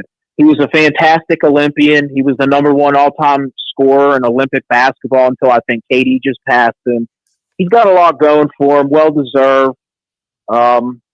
He's iconic in basketball. I'll say that. He's not the GOAT, but like he's got an icon status about him where it's like he had a fanfare. Him and AI are some of the guys that never won championships, that they have a certain special existence in basketball because people jumped on them. They were big fans. So, well, let me ask you this, Steve. What's up? Let me ask you this, since Carmelo's your guy. Let's just say Carmelo would have got over the hump. Let's say he would have, He would have got a couple You titles. mean won a chip? I'll give him a couple. Let's say he get 2. Let's say he let's say he get past get out the West and win 2. Because I think 'cause his team. What, 09? Let's just say his best. He started hitting his stride in, I think, what was it, 05, 06? Yeah. And I think that was who was from the East was in 05? Was it the Pistons again? Yep. It was the After they beat the Lakers. And then I think Miami would have been like 06, I think. Miami was 06. The Pistons was in 05 against the Spurs in the finals. Yeah. 05, 06 was that was Shaq and that was Shaq. Yeah, 04, 05 was Pistons and the Spurs. Yeah. No, I think he would you think Melo would beat that Pistons team in the finals? He should have been on that Pistons team, but anyway. Well, let's just say he would have got. Let's just say he would have changed history and got 2 rings on top of all of his accomplishments. Now, just 2. Okay. Would you think he'll be qualified then to be in the greatest of all time conversation? If you add his college run, all his accomplishments in the NBA. You mean in the conversation of greatest of all time? I can't say he would. No. But like in the conversation, man, no. I don't think so. Like he get past and he get past Kobe and Shaq and them, and come out there, got gauntlet of the West. He doesn't play defense. Okay, so let me get out of and then get. Let me try and break this down. Let's say he has 2. Let's say he beats Kobe. Let's say he wins one early against the East. Let's say, in your framework of like 05, 06, that era. And let's say he somehow magically in 09 overcame Kobe in LA and would have won that one. Let's just grant for the hypothetical argument he's got 2. Given his top 15 scoring all time, his Olympic resume, the college resume at Syracuse, I would say you would have an argument for like top 10 to top 15. But I still, even with 2, I can't put him ahead of Jordan. I can't put him ahead of Kareem. I can't put him ahead of Bird or Magic. There you go. I can't put him ahead. I can't just put him ahead. And I'm not that guy. I can't put him ahead of Duncan. I can't put him ahead of Kobe. Right. You might have an argument. I don't know. Maybe if he won 2 naturally, you'd have an argument with LeBron. If he wins Rookie of the Year and won 2 on his own without championship chasing like LeBron, you might have an argument with someone like LeBron. I don't know if you could put him over Hakeem. I don't know if you could put him. I mean, I'm just saying you're talking like top 10 to top 15 with 2 of them. But this is the better hypothetical, I think. Not to say that yours wasn't good, because I like playing those games where it's like, well, what if? Mm-hmm. What if he got drafted by Detroit? Right, so 03 would have been the year he would have had a chance as a rookie in that year to come out and win a championship as a rookie. That team was championship ready. If they would have added someone like Melo, and he would have come out of college and won the championship at Syracuse, come out of college and won a championship, and let's say maybe 2 with that Pistons team. That type of early success, he might be inside the top 10. They would have won. That's a lot. I think that would change things. Let's say he wins Rookie of the Year, wins a championship as a rookie, and then he becomes the face of the championship team. So it's like, as that team starts to get old and retire, he would have been the face of that franchise and probably would have just stayed in Detroit. I don't know. I think his legacy would have been totally different if he'd have went to Detroit. That's the hypothetical I think I like to play in my head, where they screwed up not taking him. It is what it is. He still had an amazing career in in Denver, and then going to New York. But if he'd have got drafted by Detroit, I think we're looking at Melo as like possible top 10 all time. They probably look. I think that would be more of a hypothetical argument to get him in the top 10. There we go, Steve. We got to leave it right there, man. We're gonna get to the to this last topic, man. I appreciate the call, brother. I've been prattling for a minute. Hey, appreciate you, Bo. Shout out Laker Nation. Appreciate you, Bruce. I'll be in the chat. No doubt. Appreciate you, Steve. All right, fellas. Later, bro. I think maybe Detroit saw his defensive deficiencies and felt like it wasn't worth it. What he could bring on the offensive end. That's just my opinion. I got you. All right. So Larry Brown, he didn't. All right, let's go to final topic before we wrap it up for the night. This is a quick one. I thought it was interesting. Got to get a little NFL in here, right? Always got to throw the NFL in there. Nothing wrong with it, though. I was about to say, man. All right, so cool. So Dallas Cowboys, man, the biggest soap opera in the NFL, the highest valuated sports franchise on earth, about $10 billion. Jerry Jones continues to, I want to say he continues to put his foot in his mouth, but I don't think he's doing that. I think he really and truly only cares about getting the hype and the attention for his team because he says a lot of wild stuff. And he's back at it again. So as we know, his four-time All-Pro, three-time All-Pro defensive end, rush end, Michael Parsons is up for a new deal, and Jerry Jones doesn't seem to be remotely bothered. And on top of that, apparently he's trying to circumvent the collective bargaining agreement because he wants to try and deal with Michael Parsons without his agent, which I don't know what's wrong with this dude. So let's hear what Jerry Jones had to say, and we will go from there. You should be worrying about your ability to make it work, and you should be worried about what the player does. Does he have good enough health? Does he have enough skill to do what you're paying him the money for? The agent is not a factor here of something to worry about, and I don't know his name. And so my point is that I'm not trying to demean him in any way, but this isn't about an agent. The agent doesn't have one thing to do with what we're doing when we get on a football field against a team. Micah does. So if you heard Jerry there, excuse me, he's saying that he wants to negotiate and the agent's not important. And he's saying he doesn't even know the agent's name, David Mulligetta. He knows his name. But I really and truly believe like Jerry just says this wild stuff because he wants his team in the news. He wants people talking about him because he says, you know, how much he wants to win and this, that, and that. I don't think he really wants to win because he doesn't make the moves commensurate with winning. He makes the moves commensurate with the soap opera. He makes the move commensurate with getting the cameras on him and on his team. Because if he really cared about winning, he would change some things. But first, what do you think about Michael Parsons? Do you think they should open up the checkbook for him, or do you think they should go about building that team another way?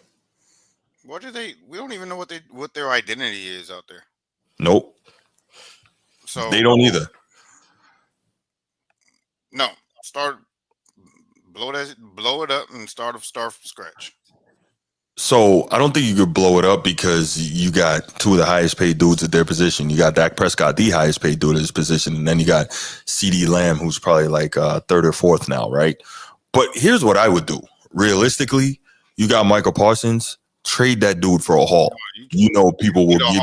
Yeah, I was about to say, of the top highest players on there, Michael Parsons is the one that makes the most sense of being moved.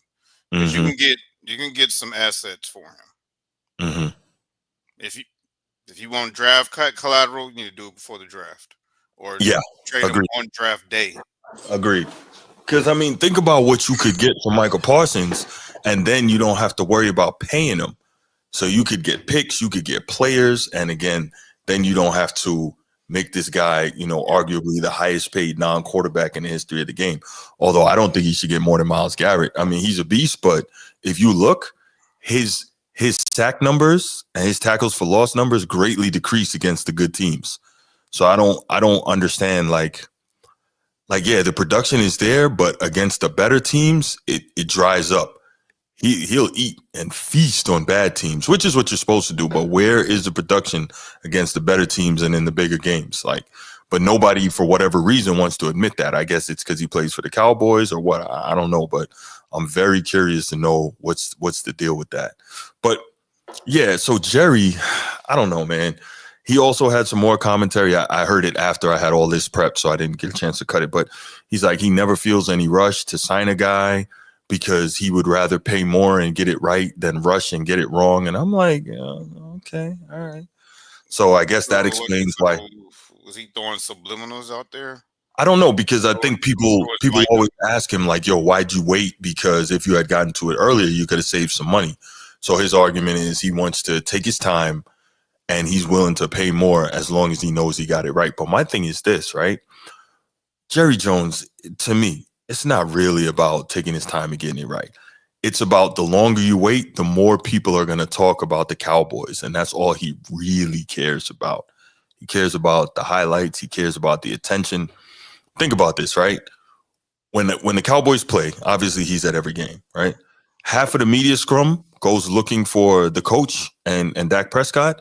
The other half is looking for Jerry Jones because they know he's going to say something crazy. He's the only owner like that. Like, there's no need, but he's another one that's super, super obsessed with attention. And so as long as he's getting that and his team's getting that, he's good. I don't think he cares about winning at all. He's like the Vince McMahon of the NFL. That's a great analogy. Like the only way you're gonna get him out of his seat is if you force him out. That's it. He's a carnival barker. He's not gonna. And the only way the Cowboys gonna move forward is if he gets out of his seat. Yeah, the same way with Vince McMahon's company was going nowhere, and he refused to get out his seat. He had to get forced out, and now they're doing better. Yeah. Cowboys is in the same boat. Like the Raiders we had that situation with the Raiders with Al Davis. You know, he done some great moves in the past, but eventually it passed him by. Yeah, eventually you get to a point where I ain't gonna say you're not catching up with the times, but your moves are stale. Like it's not progressing. Then at that time, it's time to step aside and give it. And like certain people cannot do that, and Jerry's one of them. Yeah. Sid Bubba, great question. Am I saying Jerry is an older version of LeBron? If you remember, you've been around this show for a while now, Sid Bubba. If you remember, I've always said when LeBron is done playing, he's going to be the Jerry Jones of the NFL. He's always going to have something to say. He's always going to be jumping in front of the cameras. I'm sorry? You mean the NBA? Yes, of the NBA, pardon me. He's going to be the Jerry Jones of the NBA. Thank you.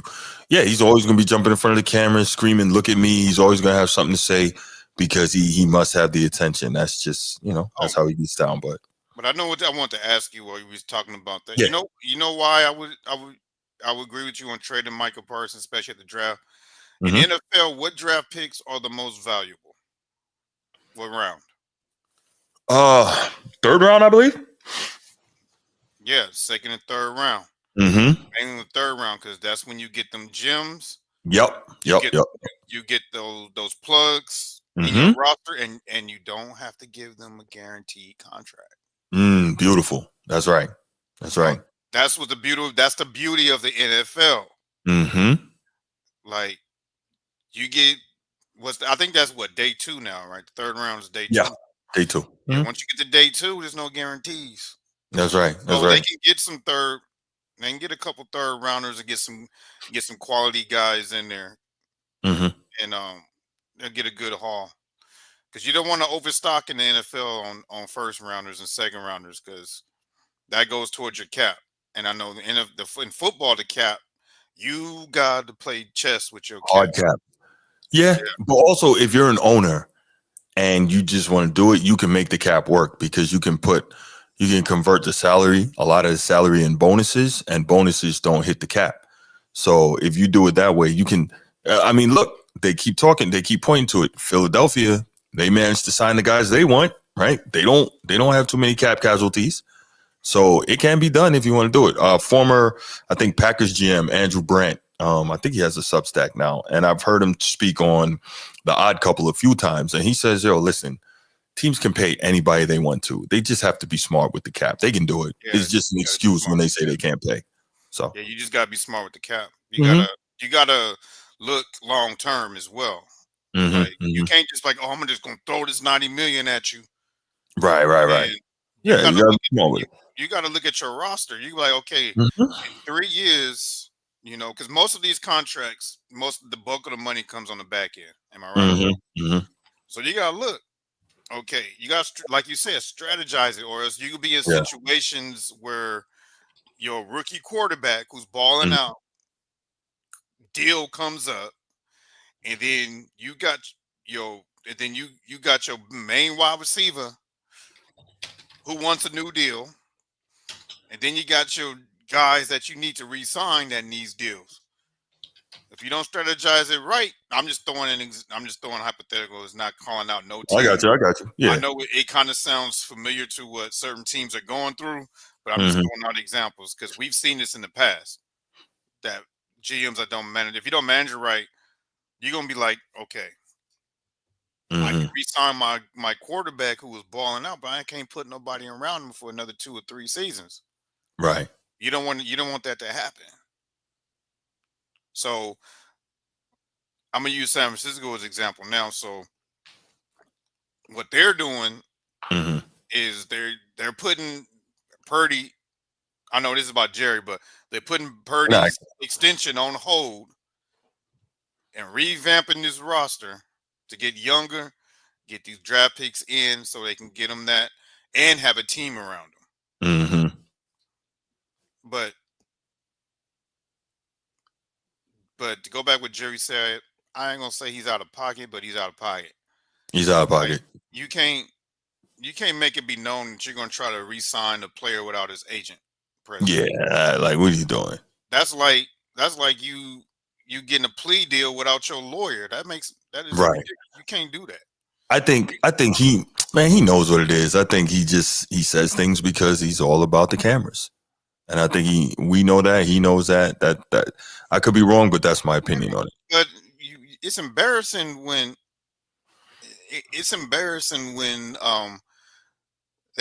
all the talks of us going around about your franchise is not positive about what you're doing on the field. Like, you worried about the wrong things. Yeah, yes, correct. The team that you claim that you own just won a Super Bowl in your division. Right.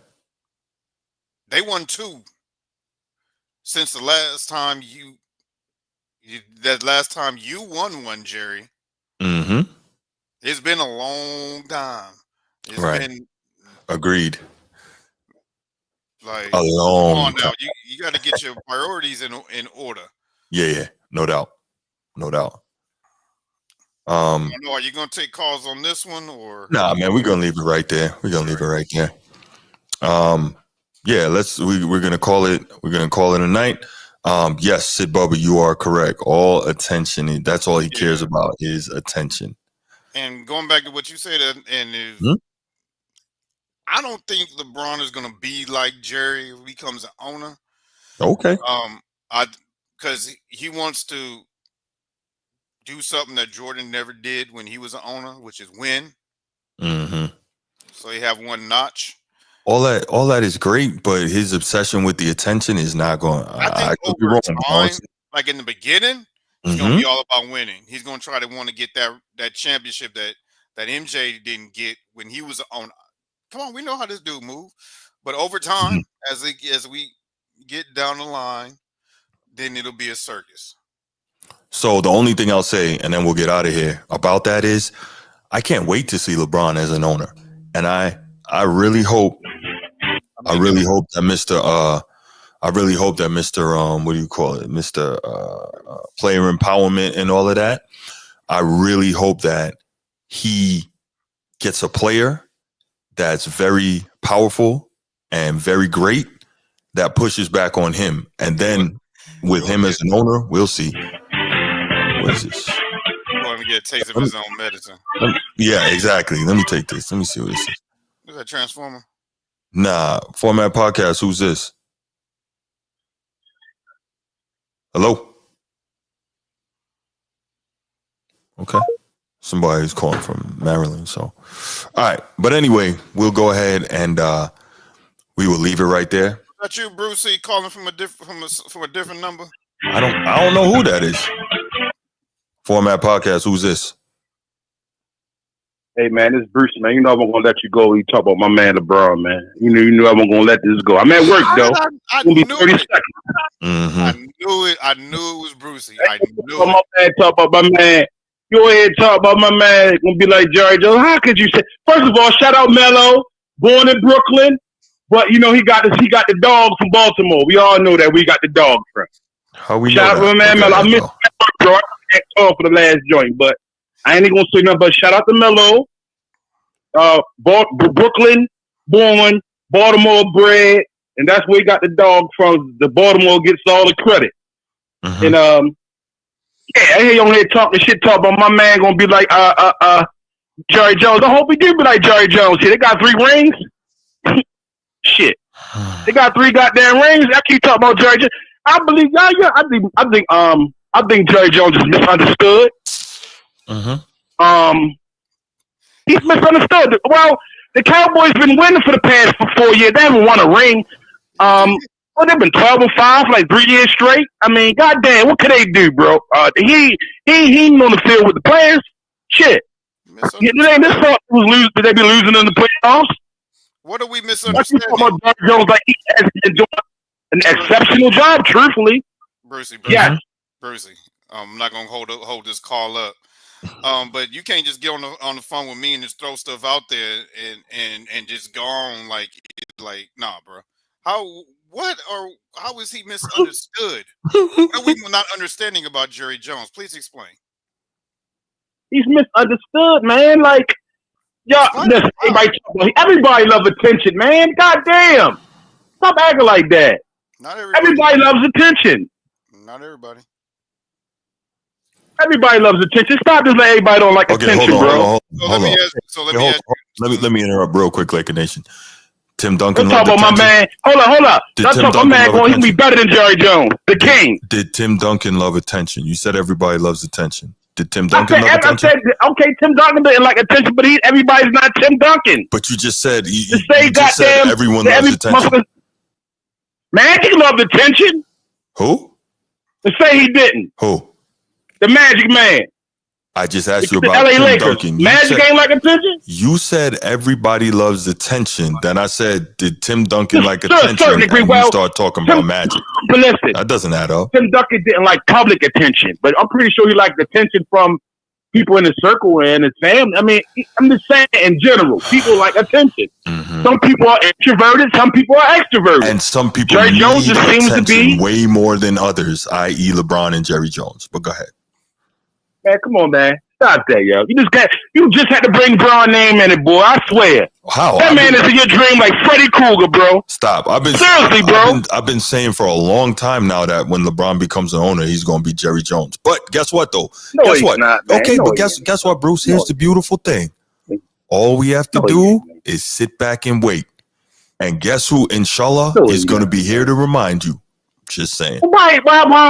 But why, Jerry? Why even bring him up in the Jerry Jones Micah conversation? As far as Micah talked too goddamn much.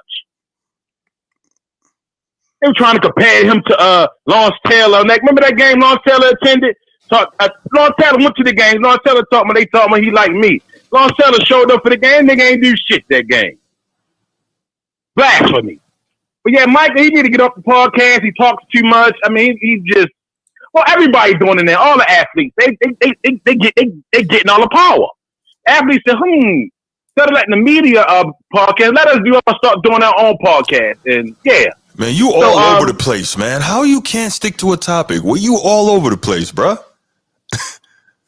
Hey, Bruce. I'm talking about Micah, bro. Brucey. Did you just call to yell at Bruce? I think he did. Is he comparing Jerry to LeBron, or do you got something to say about the topic? About any other 4 topics? I'm just talking about everything as a whole. I'm talking about Micah. I said Micah be on the podcast. He's talking too much. Bruce trying to make it seem like I'm sounding stupid or something. That's what he's famous for that.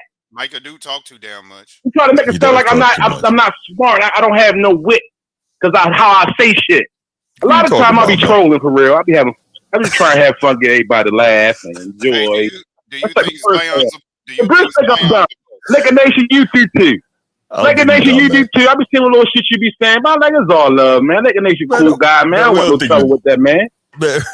Yes, you do. Yes, y'all do, man. Especially Bruce. You already said I act like I'm 20 years old. You don't remember you said that, Bruce? When did I what say an that? insult. You don't even remember one of the shows, so you act like you 12, remember? I probably did. You don't even remember. I probably did say that. Yes, you did. Yeah, because you always taping chat and yeah, because you always tape. Because you acting 12. The Liquor Nation be pop. The Liquor Nation be saying a little subliminal shit. I be saying a little subliminal shit. Young disciple. I say what I gotta say, bro. And if you don't like it, if you hit the nerve, then I guess you do. Yes, you do. Yes, you do, Bruce. Liquor Nation. But guess what, Liquor Nation? I still respect you, brother. I'm all about love, brother, and respect. You cool with me? I think y'all think y'all put me in the same category as Young Disciple and shit. Like that's what y'all do. I think I'm stupid. Nobody's in the same now. The Young Disciple. Yes, y'all did. Yes, y'all did. Still waiting. It's a beautiful thing. I'm not the one that hey man, listen. I'm gonna go ahead and get off this phone, man. I just called, mess with y'all before y'all boys have a great show. Before you go, is Zion a bust? Yes or no? You say what? Is Zion a bust? Yes or no? No, he's not a bust. Because every time he's on the court, he do his thing. He just can't stay healthy. He's not no bust. Hell no. A bust is the guy who got drafted by Cleveland. What's his name? That's a bust. Anthony Bennett. You talking about Anthony Bennett? Yeah, that's a bust. No. Zion Wilson ain't no bust. Hell no. He just can't stay healthy. Got them bad hamstrings, you know? Nah. That draft was horrible. That. Yeah, that draft was horrible. He got them bad. He just been hit with the injury bug, man. He's a hell of a talent. He just can't stay healthy, yo. He's not a bust. A bust is Anthony Bennett. Yes, that's a bust. But yeah, man, I had to call in and mess with my man Bruce. He's still recovering from that Saturday night beatdown I gave him Saturday. See he's still. Yeah, I'm recovering. You know, he's still recovering. But you had to call in, man. Liquor Nation, man. Great job tonight, man. Y'all boys have a great night, man. I'll catch up with y'all boys, man, next time, man. Shout out to the chat, my man Sid Bubba, my man Steve, man. You know what I'm saying? What's up? All right, bros. Appreciate you, man. All right, bro. All right, fam. All right, so he said the hell with your rules. He gonna call. He said the hell with your rules, Bruce. Oh, good, man. How you feel about that, Bruce? He making up his own rules. Hey, man, I appreciate him calling, man. I appreciate the love that he always show the show, man. So, not mad at that. He said, but yeah, we're going to leave it right there, team. I appreciate everybody who checked in. Make sure you hit that like and subscribe on the way out. Thank you for hanging out with us. Thank you, Laker Nation, for filling in. Definitely appreciate you on that, man. You all have a wonderful night, and we out. Peace.